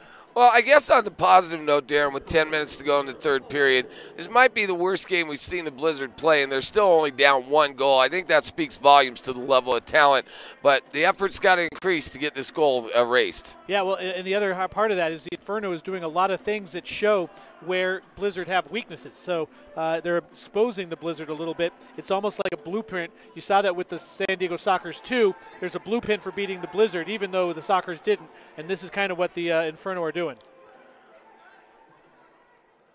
Ball into the corner for the Inferno. Alex Mosley now controlling for the Blizzard. Mosley down the pitch, and here comes Eduardo Olivas. Olivas chasing the ball in. Justin Zuba will control. Ball dangerously close to the net by Zuba, and now a steal attempt by Mosley. Mosley gets the ball along the boards. Now the Inferno controls, and they have a run out. Ball being passed by the Inferno. A shot off the board. Another shot off the board. Saved by Rosales. Great save by Miguel. Stevie Torres now with the ball. He'll kick the ball across the pitch. Ree Armstrong. That was Jimmy Wade fighting for the ball. Now Rosales. Rosales to Luke Brugard. Brugard now, one of the fastest guys the Blizzard have. He takes the ball. He takes the shot. Oh, and he just missed wide. And it looked like he had a Blizzard defender or a Blizzard attacker right on his left-hand side. Just couldn't get it to him. Well, the Blizzard are doing a good job of trying to up their pace a little bit, trying to get things going and make things happen in the other zone. They need to keep doing this, but they also need to keep still. Inferno are counterattacking really effectively right now. Right now, the Inferno having their way in this game. They have held the ball for probably 5-6 minutes out of the 7 minutes total gone by in this third quarter. But still, the Blizzard hanging tough, only down a goal. Looks like the Blizzard, I think the Blizzard almost seem a little bit stunned. I don't think that they're just tired. I think they're in a little bit of a flux. Well, you know, what the Inferno do is they match up very well with the Blizzard.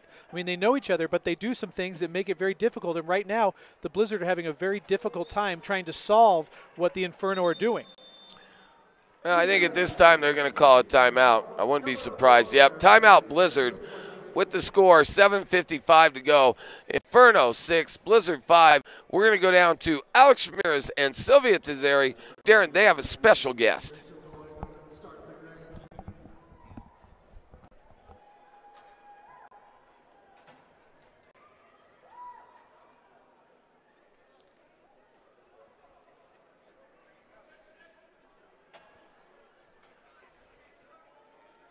Well, I hope they have a special guest. Here we go.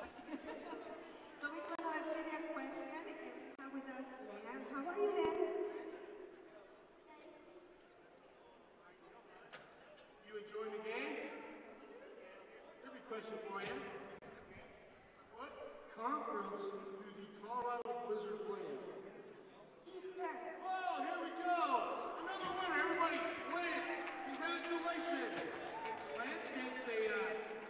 Z-Pack, Z-Pro gloves. You like soccer? What do you think's going to happen in this next period? Blizzard to win? Go Blizzard. Go Blizzard! One more time. Go Blizzard! One more time. Go Blizzard! What's wrong with you? No, he's good. Congratulations, Lance. They're playing our tribute contest here tonight. We appreciate you, buddy. Go Blizzard! All right. 6'5", great adaptation with the trivia contest. It looks like should maybe some of the contestants be over 12? Well, I'll tell you what, I think Alex finally met his match with that particular guy. He was good. Well, I'll tell you what, that guy was, 6 years old? I think he knew more about soccer than Alex. It's 6-5 Inferno over the Blizzard, 7:51 to go in the third quarter. Hope you're enjoying the broadcast. Tight one here at Denver Coliseum. Crowd on the edge of their seat. You could definitely feel a lot of tension in the arena, Darren, as the Blizzard, get closer and closer to the end of the game. They are not on the winning end of the scoreboard. Well, they're not getting to most of the balls right now, and when you're not getting to most of the balls, things like this happen where you get a call that goes against you. They need to be more aggressive getting to some of these balls. Well, and Udo with a foul, barely any contact at all. Looks like it's going to be Francisco Rivas and Antonio Garcia, both over the ball. Garcia will take the free kick to Rivas.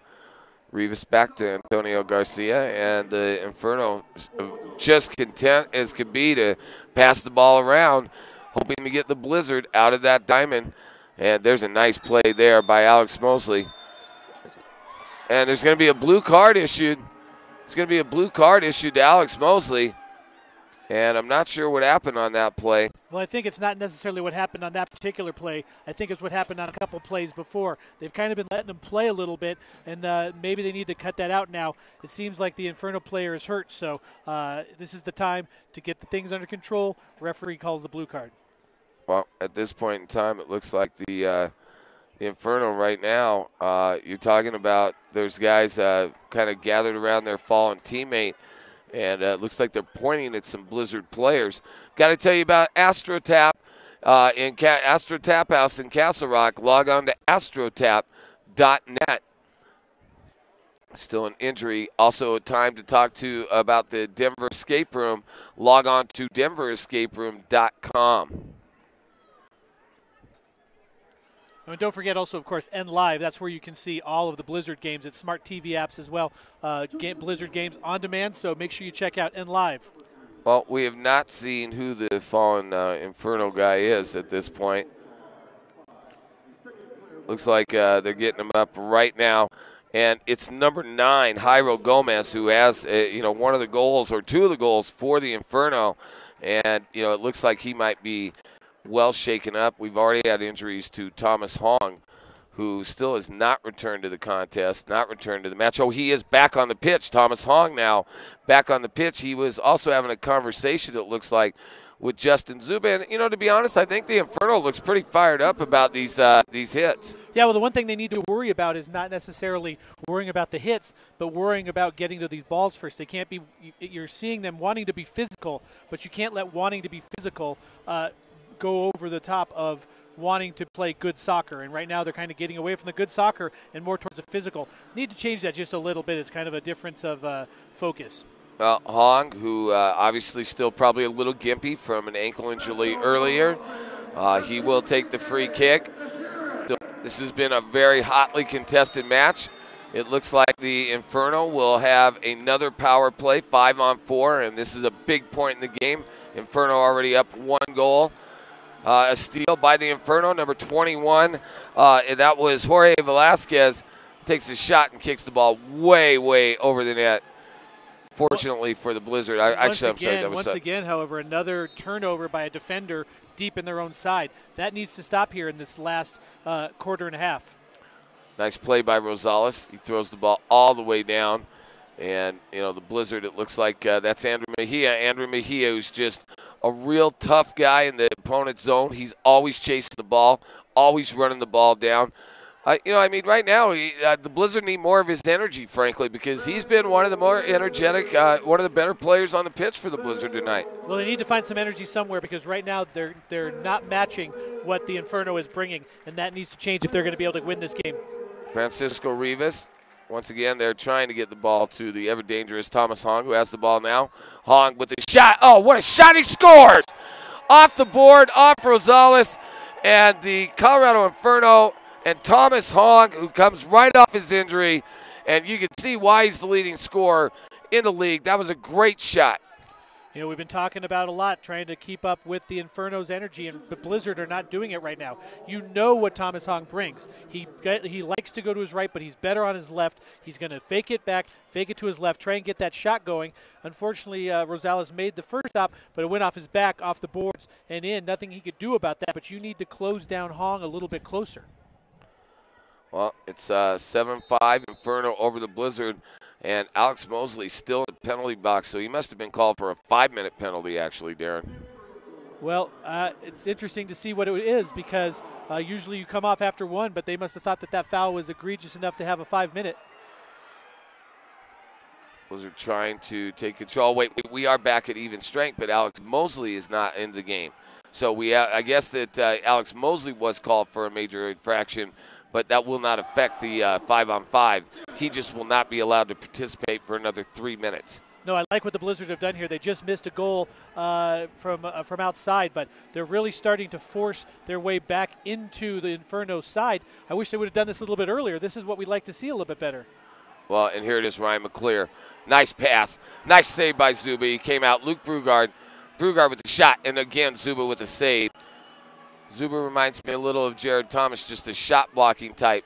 And here comes a nice pass to Brugard, but it's stolen away and running down the left-hand side. Number 6, Ismael Morales. And Rosales definitely with his worst game as a Colorado Blizzard tonight. Well, you want to have a couple of those back, but he's been so solid for this team. Right. You know, you need the rest of your team to bring him up. Certainly not entirely his fault, but definitely his worst game of the year nonetheless. Yes. And his standards are so high, that's still not bad. You know, let's not be rude about it. You know, I mean, he's probably kept the Blizzard in so many games, but you know, maybe you think in the second end of a back-to-back, you might go with Jared Thomas. You know, if nothing else, to give Miguel a little bit of a break. He's been under a lot of stress in this 7-game win streak. Well, at this point of the game, it's Rosales to win or lose, so you're not going to make a change unless there's an injury. But you know, you need to see a guy who has played so well. His other teammates need to pick him up. Right. This is the night that they pick up Rosales because they need to, and they need to start scoring. The Blizzard basically shut out in this third quarter so far, and the Inferno have come all the way back to lead the Blizzard 7-5, 4:35 to go in the third quarter, and the next goal for the Blizzard, it's vital. The next goal is vital for the Blizzard. Thomas Hong with the ball back to Colcom, steals it. Back to Miguel. Miguel to Jimmy Wade. Jimmy Wade will send it to Rosales. Stolen by the Stevie Torres. Stevie Torres now get the ball. Stevie all the way down. Stevie shot. Oh, big shot. Just wide. Number 20, Tony Thomas with the ball. You like where he's going with that. He's looking for the defender to make a move one way or another, and just finally runs out of room. You got to take the shot. Frankly, you're talking about a key goal. It's a key goal for either team. What a dribble by Francisco Rivas. I thought he was going to split 3 defenders on that spin. You know, these guys, Hong and Rivas, they're worth the price of a ticket. Yeah, they certainly are. I mean, you like the way they move. Unfortunately, you think when you have a guy in defender, all you've got to really do is step in front of him. Don't let him make the turn. Let the ball go into your feet. Oh, man, come on. You've got to give that. Cody Stratton pushed down by Thomas Hong. And, at this point in time, I think they've got to even it up. Still no blue card. They're just calling a penalty, and it'll be a shot from the Blizzard. Will that be a spot foul? They'll take it. Yep, it'll be right at the spot where Cody Stratton went down, just outside the goal box. I'm almost thinking it's a better spot because you have 2 guys in the center who you can go to make those Ree defenders Armstrong and move. Andrew Mejia. Also on the backside, Luke Brugard, who looks like he might be all by himself, trying to sneak in. Might be one of those lob passes over to Brugard. Watch Mejia. I'm watching Mejia right here. And that is Mejia. Mejia with a big left-footed shot. The ball went to him. It was a set play for him, Darren. You're clairvoyant. Once again, and it looked like the turf entirely came up over there in the left corner. Well, it has a little bit of a seam along the side. It's better than it has been, but there are some spots where it's not quite close to the board. Certainly not the worst field in the league, but Oh, they all have a little bit of. I'm just saying, it looks like. Oh, and Thomas Hong back down on the pitch. Once again, it looks like he's injured his ankle once again. yeah, we got the same angle once again. And the problem for Thomas Hong is each time you get clipped in that ankle, it's going to get progressively worse and progressively worse. Not necessarily long term, but just in terms of pain. But Hong, not only that, they are stapling down that seam in the corner. Good call by the referee. Player safety, very important here in the M2. And I thought the referee did a great job of immediately coming over and getting somebody from the grounds crew out to patch up that side, because that's how serious injuries are caused, right? Yeah, you never want to be able to when you catch a seam, that's where you get your torn knees, that's where you get your torn Achilles, these type of things. Certainly don't want to see anything like that here. Better just to put a little extra white tape and get going. 7-5 Inferno leading your Colorado Blizzard. 3:24 to go in the third period. Hope you're enjoying the broadcast. Joe Rico, Darren Copeland live on the NLive app. Also the Colorado Blizzard Facebook page and the Final Word Facebook page. It's been nip and tuck all the way, Darren. I think it's just what we thought it would be, and I'm looking forward to an insane fourth period. I think the Colorado Blizzard, for the first time, is being challenged, and I'm interested to see how they rise up to this challenge. Yeah, well, I like the way the Blizzard have been playing for the last 3 or 4 minutes. They've put pressure on the Inferno. They've managed to get shots. It's unlucky that some of those haven't gone in, but they need to do more of this. They need to do more of the going to and winning these balls. They're not winning the individual matchups right now, and that's a problem, and Coach Wells can't be happy with that. Well, right now with 3:24 to go, the Blizzard absolutely have got to score the next goal. I don't think the Blizzard are the type of team that wants to get down. I know they're explosive, but you don't want to go down 3 goals to an experienced team like the Inferno. Yeah, particularly one that know how to play a slow-down style offense, which they play. And now we're back to the action. 3:18 to go. Inferno control. You know, how many times have we said that tonight? Inferno controls. Just every loose ball, it seems, has gone to the Inferno. I mean, frankly, they have out-hustled the Blizzard. The Blizzard have a lot of work to do. Well, Jeremy Tafoya has got to be happy about the way his team has played. He's done everything that they've needed him to do in order to win this game. And here come the Blizzard. Uda with a nice pass out to Edgar Olivas. Olivas with the ball. And they're going to bring it all the way back to Bryce Colcom. Colcom, he of the big, huge shot himself. Gets the ball out to Alex Mosley. Mosley again, another guy that absolutely is instant office. And here comes Miguel Rosales. And now I think you'll see Miguel much more involved in the attack as well. Yeah, Shane Wheeler with a nice kick just wide. Just missed Edgar Olivas. Here's Bryce Colcom. And Colcom gets his head in. And it was controlled by Justin Zuba. A long throw by Zuba. He's trying to hit Thomas Hong. Hong with the ball. And Bryce Colcom with a nice defensive play. But Hong with the steal, and he just shot the ball through the crease. You know, he has that knack to be there and get the touch on it and get past guys. It's something you can't teach, but it sure is dangerous. Oh, now there's got to be some kind of a foul right there. Number 20, Tony Thomas, had the ball. He was just ran over by number 18, which is Darwin De La Rosa. And De La Rosa, I'm surprised, is not going off. It looked like he just tackled Tony Thomas. Yeah, I'm not sure what the referees looked at. I don't know why they decided not to do a blue card here for something hard less. I guess they're assuming it's not in a dangerous area is the only reason I can think of. Colcom with a pass into the and there's a shot just wide. Oh, another shot just wide. First Stevie Torres with the left foot, and then Tony Thomas with the right foot. Both of them missed just by inches. You know, close is not going to do it here. You need to start getting some of these shots on net. And here's number 18 for the Colorado Inferno. That's Darwin De La Rosa. He's in the corner with Bryce Colcom. And it looks like another Blizzard guy. The 4 guys now in the corner. This is where the chippiness starts right here. Looks like some elbows were thrown a little bit on that one. Well, especially when you realize what De La Rosa did just about 30 seconds earlier. There's got to be a Blizzard guy. Got to kind of keep her cool now, but you got to know that they knew who was going into the corner. And it'll be a free kick for the Inferno just inside the Blizzard zone. It's just inside midfield on the Blizzard side of the field. Back to Zuba, Justin Zuba. who has actually played one heck of a game tonight. He's actually probably been one of the reasons, the main reasons, the Inferno have the lead. Well, he's looked great. I thought the Inferno all have looked great tonight. To tell you the truth, they've looked more dangerous than the Blizzard. They've looked more sound on defense. Their goalie has done a little bit more. I mean, in every phase, really, the Inferno have played better than the Blizzard. Give the Blizzard credit, they're only down 2 goals. And ball into the corner. Once again, the Inferno control. Number 14, Edward Monreal. And now a steal by the Blizzard, and now stolen right back by the Inferno. Number 12, Joshua Jimenez with the ball, kicked off the board. And now Stevie Torres trying to control. And here comes Joshua Jimenez. And frankly, you know, I know the Blizzard played last night. They've got to be a little tired.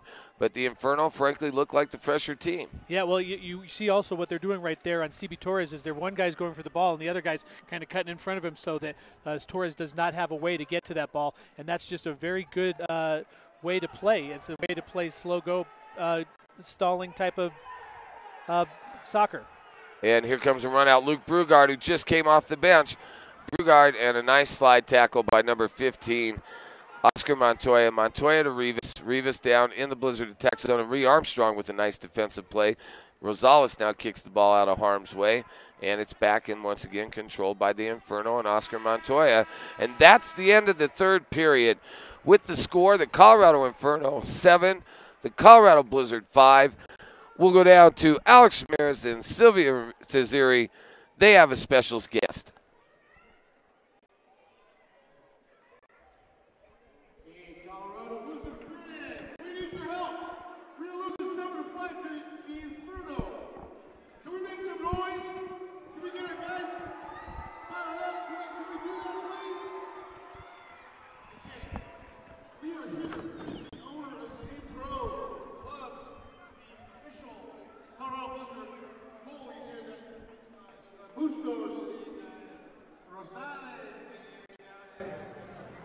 I'm sorry, all the guys,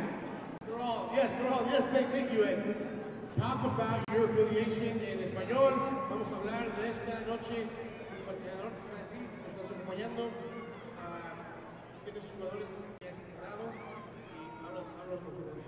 Sí, tenemos más o menos 7 años de estar en producción y decidimos a patrocinar los jugadores de la liga.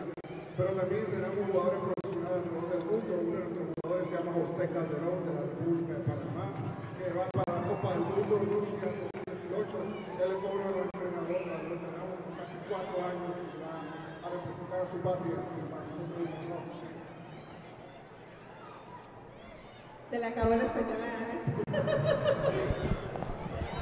Hemos tenido un programa de radio esta mañana y el juego de la noche se acaba de la voz y yo sé que arriba hecho bien con el finalizado.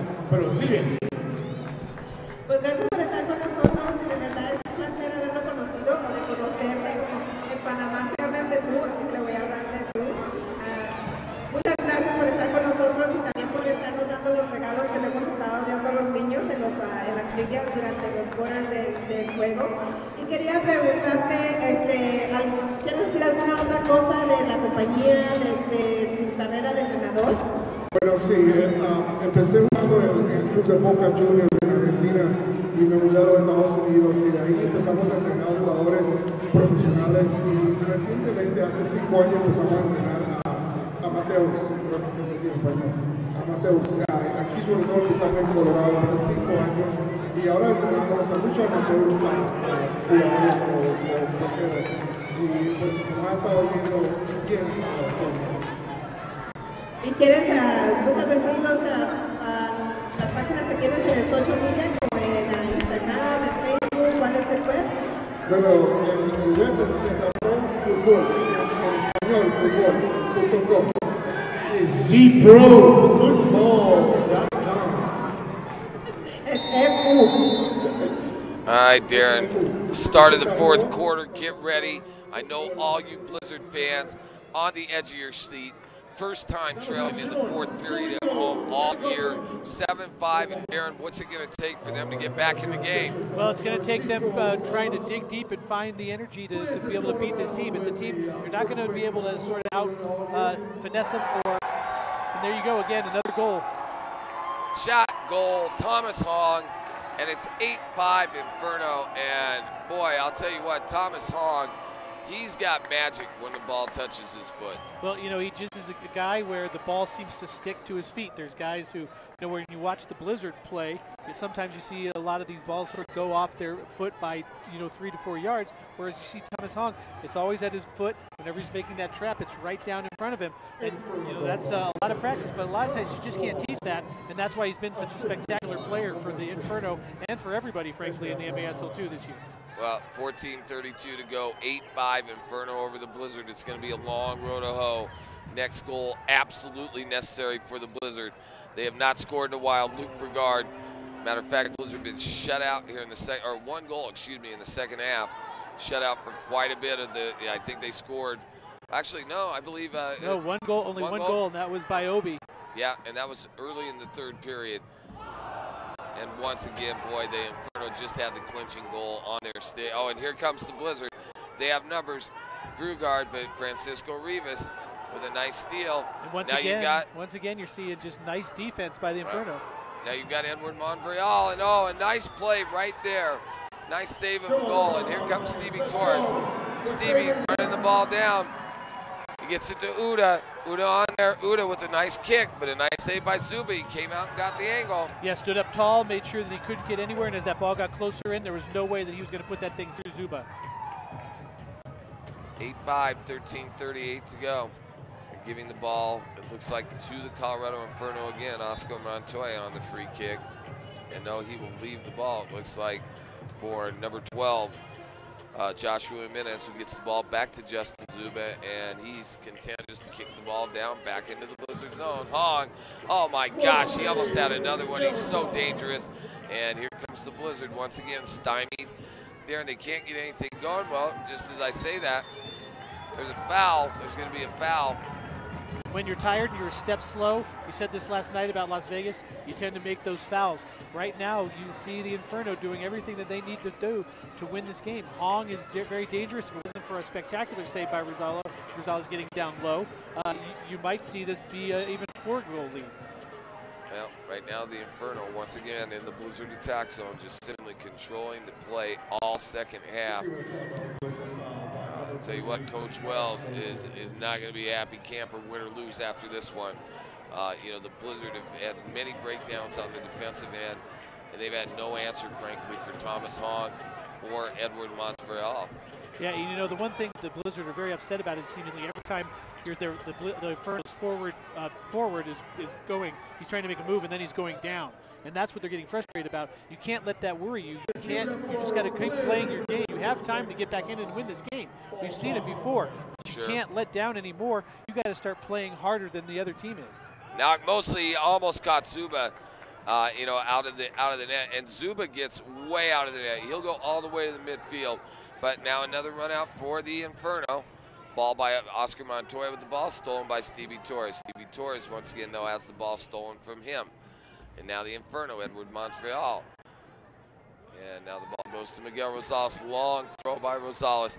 He's trying to get the ball to McClear. McClear does have the ball. He's in the corner with an Inferno defender, and Justin Zuba once again dives to make a save and throw the ball out of harm's way. Steal by Colcom. Ball back to Stevie Torres.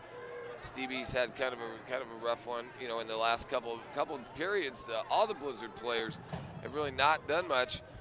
You know, Ryan McClear's been about the best player. Yeah, Stevie Torres has 2 assists, but you would never have known it from what's going on in the field. Here's Mosley stop, measures his shots, and oh, okay, there's going to be a little bit of an embellishment by Zuba. Gets back up. Ryan McClear was right there, just couldn't head the ball in. Yeah, but once again, you see what Zuba does. He's very calm and collected, and instead of letting up a rebound, he collects that thing, and there's no chance the danger's gone. Alec Mosley all by himself. Looks like he's got the ball in. Torres with the ball. Torres and Stevie pretty much stymied. Now there's a run. There's a run out, and it's got Montoya. Montoya will get the ball, and Armando. And there's a shot, save originally. Another save by Miguel. Miguel is keeping him in the game. Great sliding save, and another save by Miguel. Well, 3 huge saves by Miguel. The second one was probably his best. He had to get up off the ground, come over, and block that down. He, almost got saved, almost got on the first one, but he was able to come out and keep on his feet. Nice save there by Zuba on a shot by Shane Wheeler. And Andrew Mejia, once again, called for a foul. Looks like very little contact. Rivas flops quite a bit. He gets calls, though. Yeah, well, hey, listen, if you cause the foul, it doesn't matter how hard it is. If you cause the foul and he goes down, it's a foul. Now, I don't agree with what he's doing, but it's a tactic. You just need to understand that he's doing it, and what you need to do is then when he tries to flop, you just take the chair out from underneath him and let him flop on his own. That's how you stop that from happening. Thomas Hong back in the game for the Colorado Inferno.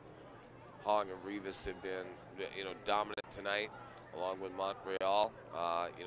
As for your Colorado Blizzard, you have had admirable performances by Stevie Torres, and also, I guess I'm running short of words. Looks like Ryan McClear, the only two guys, who are really eligible for man of match. And here's Ryan McClear down the boards, and Ryan takes a hard fall. Ryan, right there, joined by a teammate. And once again, the Blizzard, though, they just haven't had that other guy on the backside. Do you know who they could really use, frankly, is the interim coach for tonight, Tony Avery. Yeah, Tony Avery is that guy who floats to the far side. Yeah, he would have been great. He loves to sneak in on the backside, and that's been wide open all night. 8-5, Inferno over the Blizzard, 9:40 to go in the match. Fourth period, hope you're enjoying the action on the NLive TV app. Also the Colorado Blizzard Facebook page and the Final Word Facebook page. Joe Rico, Darren Copeland on the call live. Cody Stratton with the ball. Once again, stolen by the Inferno. Inferno with the ball in the attack zone and just wide. Rivas shoots the ball just high, and boy, that could have been 9-5. Rosales was out of position. Well, you're just seeing the Blizzard watching these two guys come at them, and you're not going to beat them if you're not running when they're running. They're running past you because the Blizzard are standing down. It's obvious that Inferno wants this more. Now, we've known that because they're rivals, but you would think that the Blizzard can find a way to match the intensity, and so far in this game, they just haven't been able to do it. 8-5, Inferno over the Blizzard. Inferno looking to move into a first-place tie with the Ontario Fury. A Blizzard loss drops them into a second place behind the Chicago Mustang, who are 8-1. So, right now it's a key matchup for the Blizzard. Well, it also, what it does is it gives very, very little margin for error when you have to go to Chicago later this day. Nice play by Rosales up the board. He stopped Edward Montreal. Mosley with the ball. Mosley gets it to Brugard. Brugard with a nice long kick. And now you're looking at Ryan McClear, who just, he was down there one-on-one. They just have got nothing going on the offensive end tonight. Offense looks completely sluggish. Well, and also it doesn't help when Armando Gonzalez is just playing so smooth and so controlled in defense. You just don't feel like the Blizzard are going to get anything going right now. There's just nothing dangerous about the Blizzard attack. Well, and Armando Gonzalez is content to sit back with his goalie and play defense, and that's rare in this league. Yeah, well, what else? I mean, you've got 3 goals. Your 3-goal lead. Just let this go down. 7:54 to go. Third period. Timeout, it looks like, on the field. Nope, we'll wait for that next official timeout. They're going to let play continue. As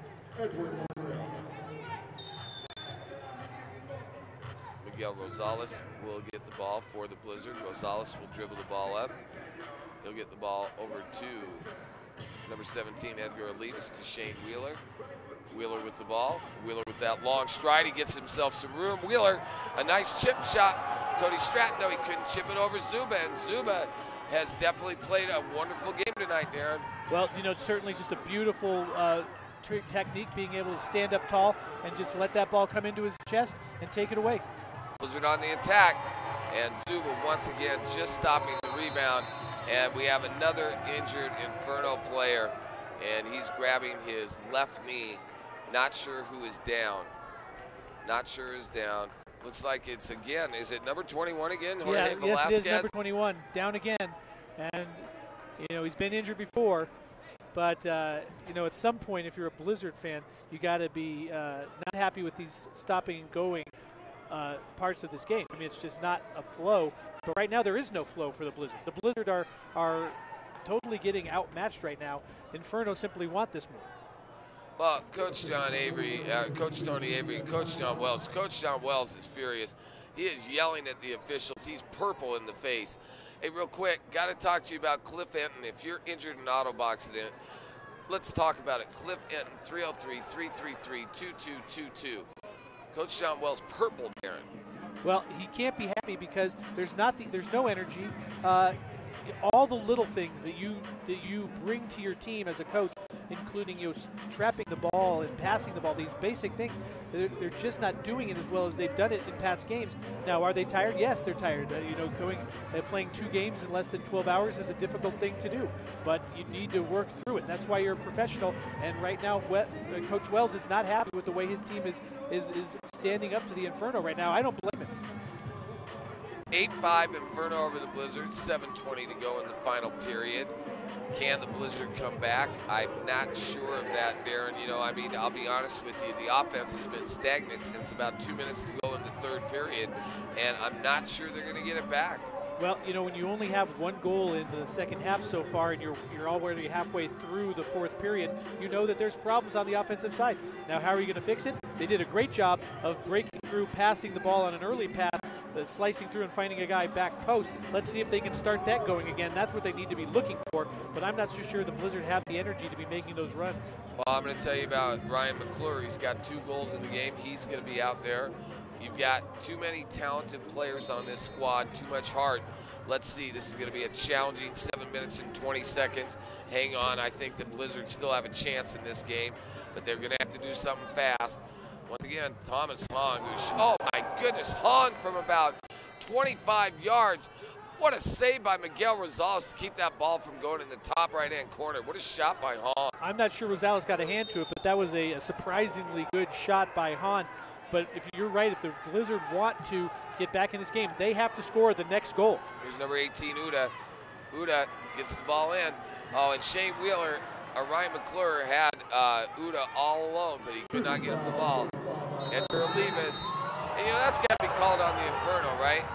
No, they're going to call that the other way because what happened was the Blizzard player reached his hand back and held him down. I mean, so wow. I know that they're not. I know that the fans aren't happy here, but you can't do that. You got the ball taken away from you. He's taking a break. You put your hand out. That's a foul on you. I'm sorry. Well, I'll tell you what. Right now, none of the calls going the Blizzard's way, and although that was a tight one, Darren, I agree with you. You can't sit there and complain. You've got to play harder than that. No, if you take the game to the other team, you're going to get the calls because you're the one doing the attacking. They're doing the reacting. So right now, the Blizzard all they are is reacting, and when you're reacting, you're going to get the calls against you rather than getting the calls. Well, whatever needs to happen for the Blizzard needs to happen fast. Only 6:30 to go. The Inferno have been playing a magnificent defensive game. They have stymied the Blizzard attack in the second half. Only 1 goal for the Blizzard. That came early in the third period, Darren. Yeah, and Jeremy Tafoya is ecstatic because you knew you had a game plan on how to beat the Blizzard, and it couldn't have worked out any better, right? The fact that they're able to stop all of these Blizzard players and not get any production from some of their big guys, I think is telling for the Blizzard. 8-5 Inferno. They kicked the ball all the way down, and now there's going to be a foul on the play. There's going to be a foul against the Blizzard. Yeah, well, it was he definitely got him in the back of the leg, and they were playing advantage when the advantage ended. It's in about 2 seconds or so. Then they're just going to put it back to the spot where they had it before. Well, right now, I think the Blizzard look like a team that's been outworked. They look tired. Let's see if they can suck it up and muster some energy up. Darren, they've been stagnant for about 12 minutes now. It'd be nice to see them. I don't know how many shots on goal did the Blizzard have in the past 15 minutes. It can't be many. Well, I can think of at least 4 or 5, so it's not like they're getting nothing, but they're not getting the shots that they would normally get. And also you're seeing Zuba take control of this game and kind of start standing on his head. Oh, nice check there. A nice shot by Bryce Colcom. He delivered a nice hit to number 14, Edward Montreval. 5:26 to go, 5:24. Counting it down, unfortunately, to what might be the Blizzard's first loss of the year. Well, you're not seeing the desperation that you would think you'd be seeing from the Blizzard.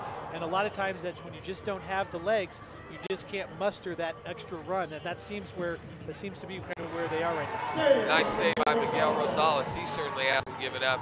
Then a nice throw out. down the line to Andrew Mejia. Mejia, nice kick over to Shane Wheeler. Wheeler with a nice kick, and it looked like Cody Stratton was right there. He just couldn't tip it in, Darren. Well, they're just making sure that the guy in the middle of the box is covered. So if that guy's covered, where the Blizzard going to go with it? They don't have anyone on the backside. So that's where they're kind of the issue is right now. 4 minutes, 39 seconds to go.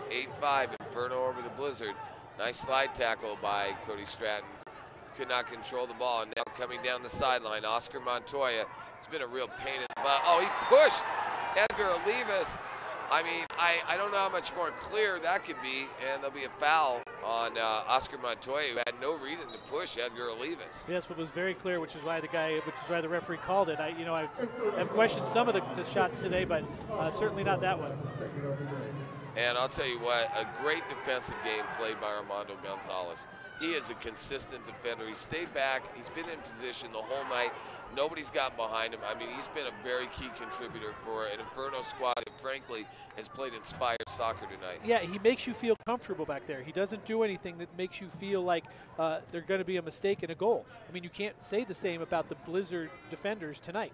They've looked a little bit sketchy today, and that's not how Gonzalez looks. Ryan McClear, to me, has been the best Blizzard player tonight, and he's even running down on energy. And here comes the Inferno once again. They have the numbers, and nice play by Miguel Rosales. Rosales saved a goal there. He came out, cut the angle off. Beautiful goaltending right there. 3:42 to go. Inferno 8, Blizzard 5. And Darren, it's looking more and more bleak every second that ticks off the clock. Yeah, you just don't see any offense, or you're just not sure where you're going to see any scoring from the Blizzard. I'm looking to see where they're going to find some scoring, and I just don't know where it is. You have two guys forward, but they're not pressing where they need to be. If you're going to have your forwards playing defense, they got to be playing hard defense, and they're just not playing that right enough. Thomas Hong misses the shot, but the ball's kicked off, number 18, Uda.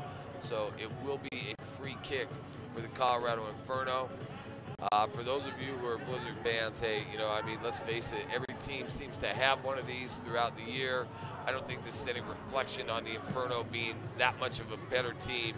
I just think that they're very familiar with what the Blizzard does, and the Blizzard always will have to be on their best game to beat the Inferno. Well, they have to be on their best game, and also I think you're finding out that they need to be rested. So when you have this back-to-back situation, the Blizzard need to be aware that they need to do a little extra. I think they're finding out that, what they normally do with your tired legs isn't going to be enough against this team. Well, the last time the Blizzard were in a back-to-back situation were the 2 road games versus the Las Vegas Knights and the Arizona Impact. And although the Blizzard won both those games, one of those games decided in the 4th period over the Impact, and then one of the games in the Knights going to overtime, and Alex Mosley getting the goal. So I think you're looking at a long road to hoe for the Blizzard, but they can do it. Well, there is still time, and we've seen goals get scored in bunches. And it's not like they're down 8 or 9. They're only down 3. But you're just not, from my mind, you're just not seeing. Well, I think what I meant, there was time. There's still time in this season. I think this one's pretty much over, Darren. But I will say this. Never, ever say never in indoor soccer. You and I saw the Blizzard put up 3 goals in 1 minute just last night. So, I don't think anything's over. Oh, and that's it. Armando Gonzalez effectively ends this game. 9-5, Inferno over the Blizzard, and Gonzalez fittingly, he's been the best player on the pitch tonight to me. Oh, yeah. He's been a defensive stalwart, and that was a heck of a shot. Yeah, fantastic goal right in the upper corner. Rosales tried to go for it. They'd been hitting the posts earlier. That one didn't. It just went right in the back. And right now it's 4 goals, and the Blizzard not over yet, but over? Yeah. Yeah, I'm calling it over. I've seen a lot in indoor soccer. If they come back, Darren, I'm going to make the same promise I did as if the Knights came back. If the Blizzard come back from this deficit, I am walking home from the Coliseum naked.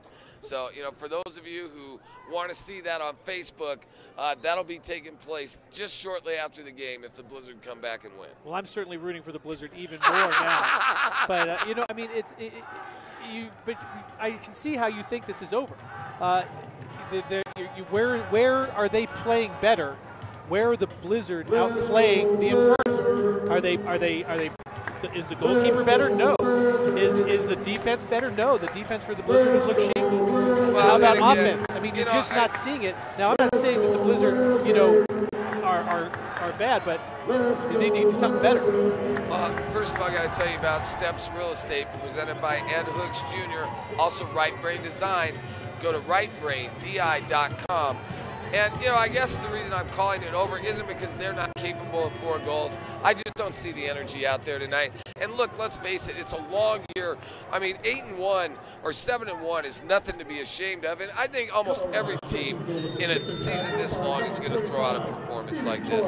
Yeah, well, even Chicago has a loss, so it happens. But I think you really don't want to lose this game to a rival, particularly when they're celebrating as well in your house. Well, the other thing is you certainly don't want to be a player at Blizzard training, I don't think, here in the next couple days. I definitely think you're going to be looking at Coach John Wells is going to have these guys running quickly.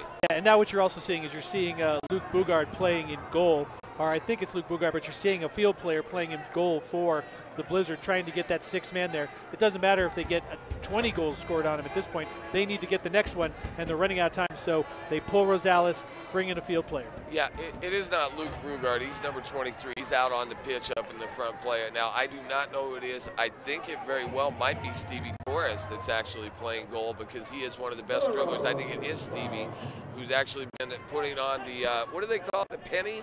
Well, yeah, they do call it the penny, but that's actually a shirt. But That's a shirt. Yeah, but we used to call it in the rec days.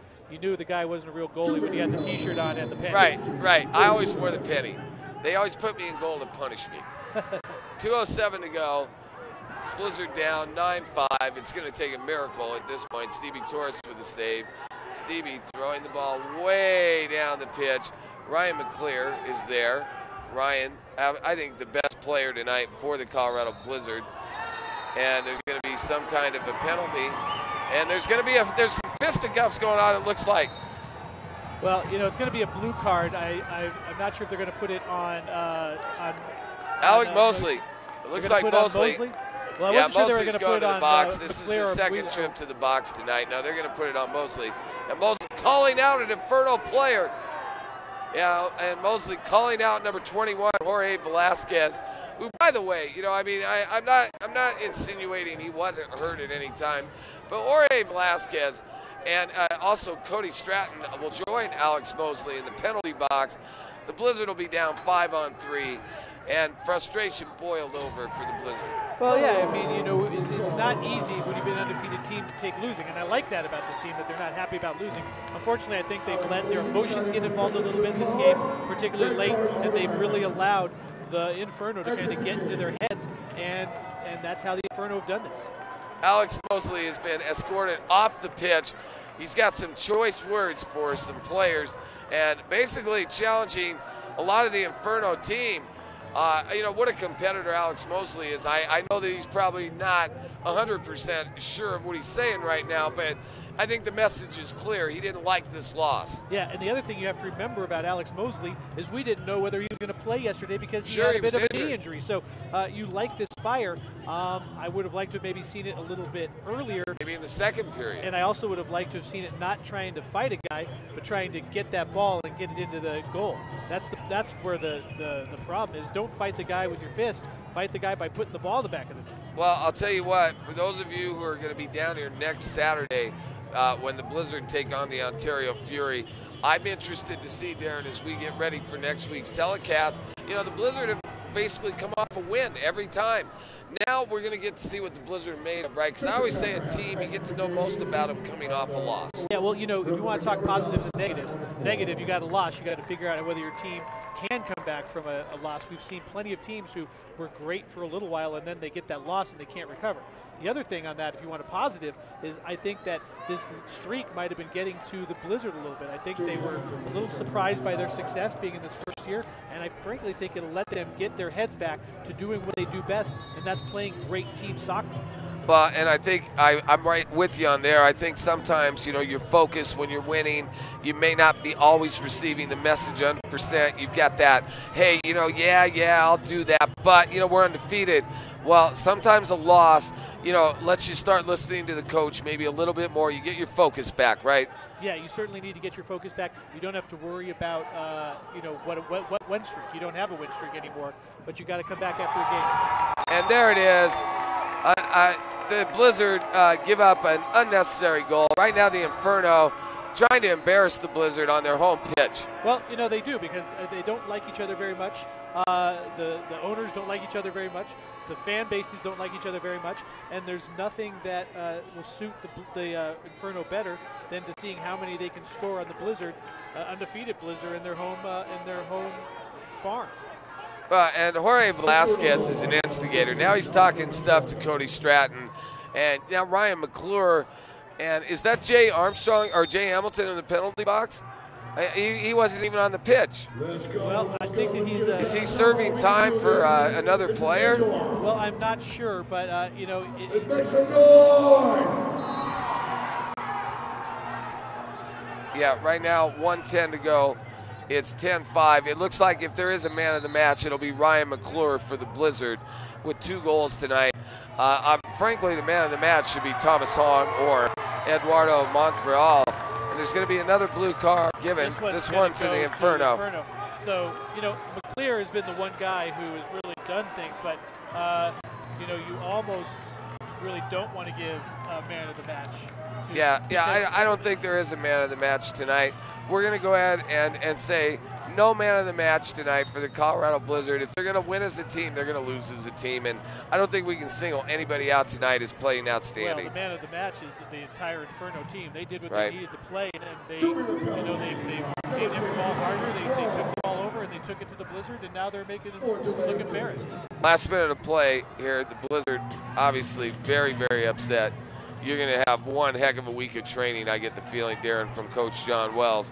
Any kind of focus that they didn't get after tonight's game, I think Coach Wells is going to make sure they're focused up going into next Saturday's game versus the Ontario Fury. Well, the one thing you got to learn is when you're tired, you got to go look at your fundamentals a little bit more. You got to make sure you make that pass. You got to do the things.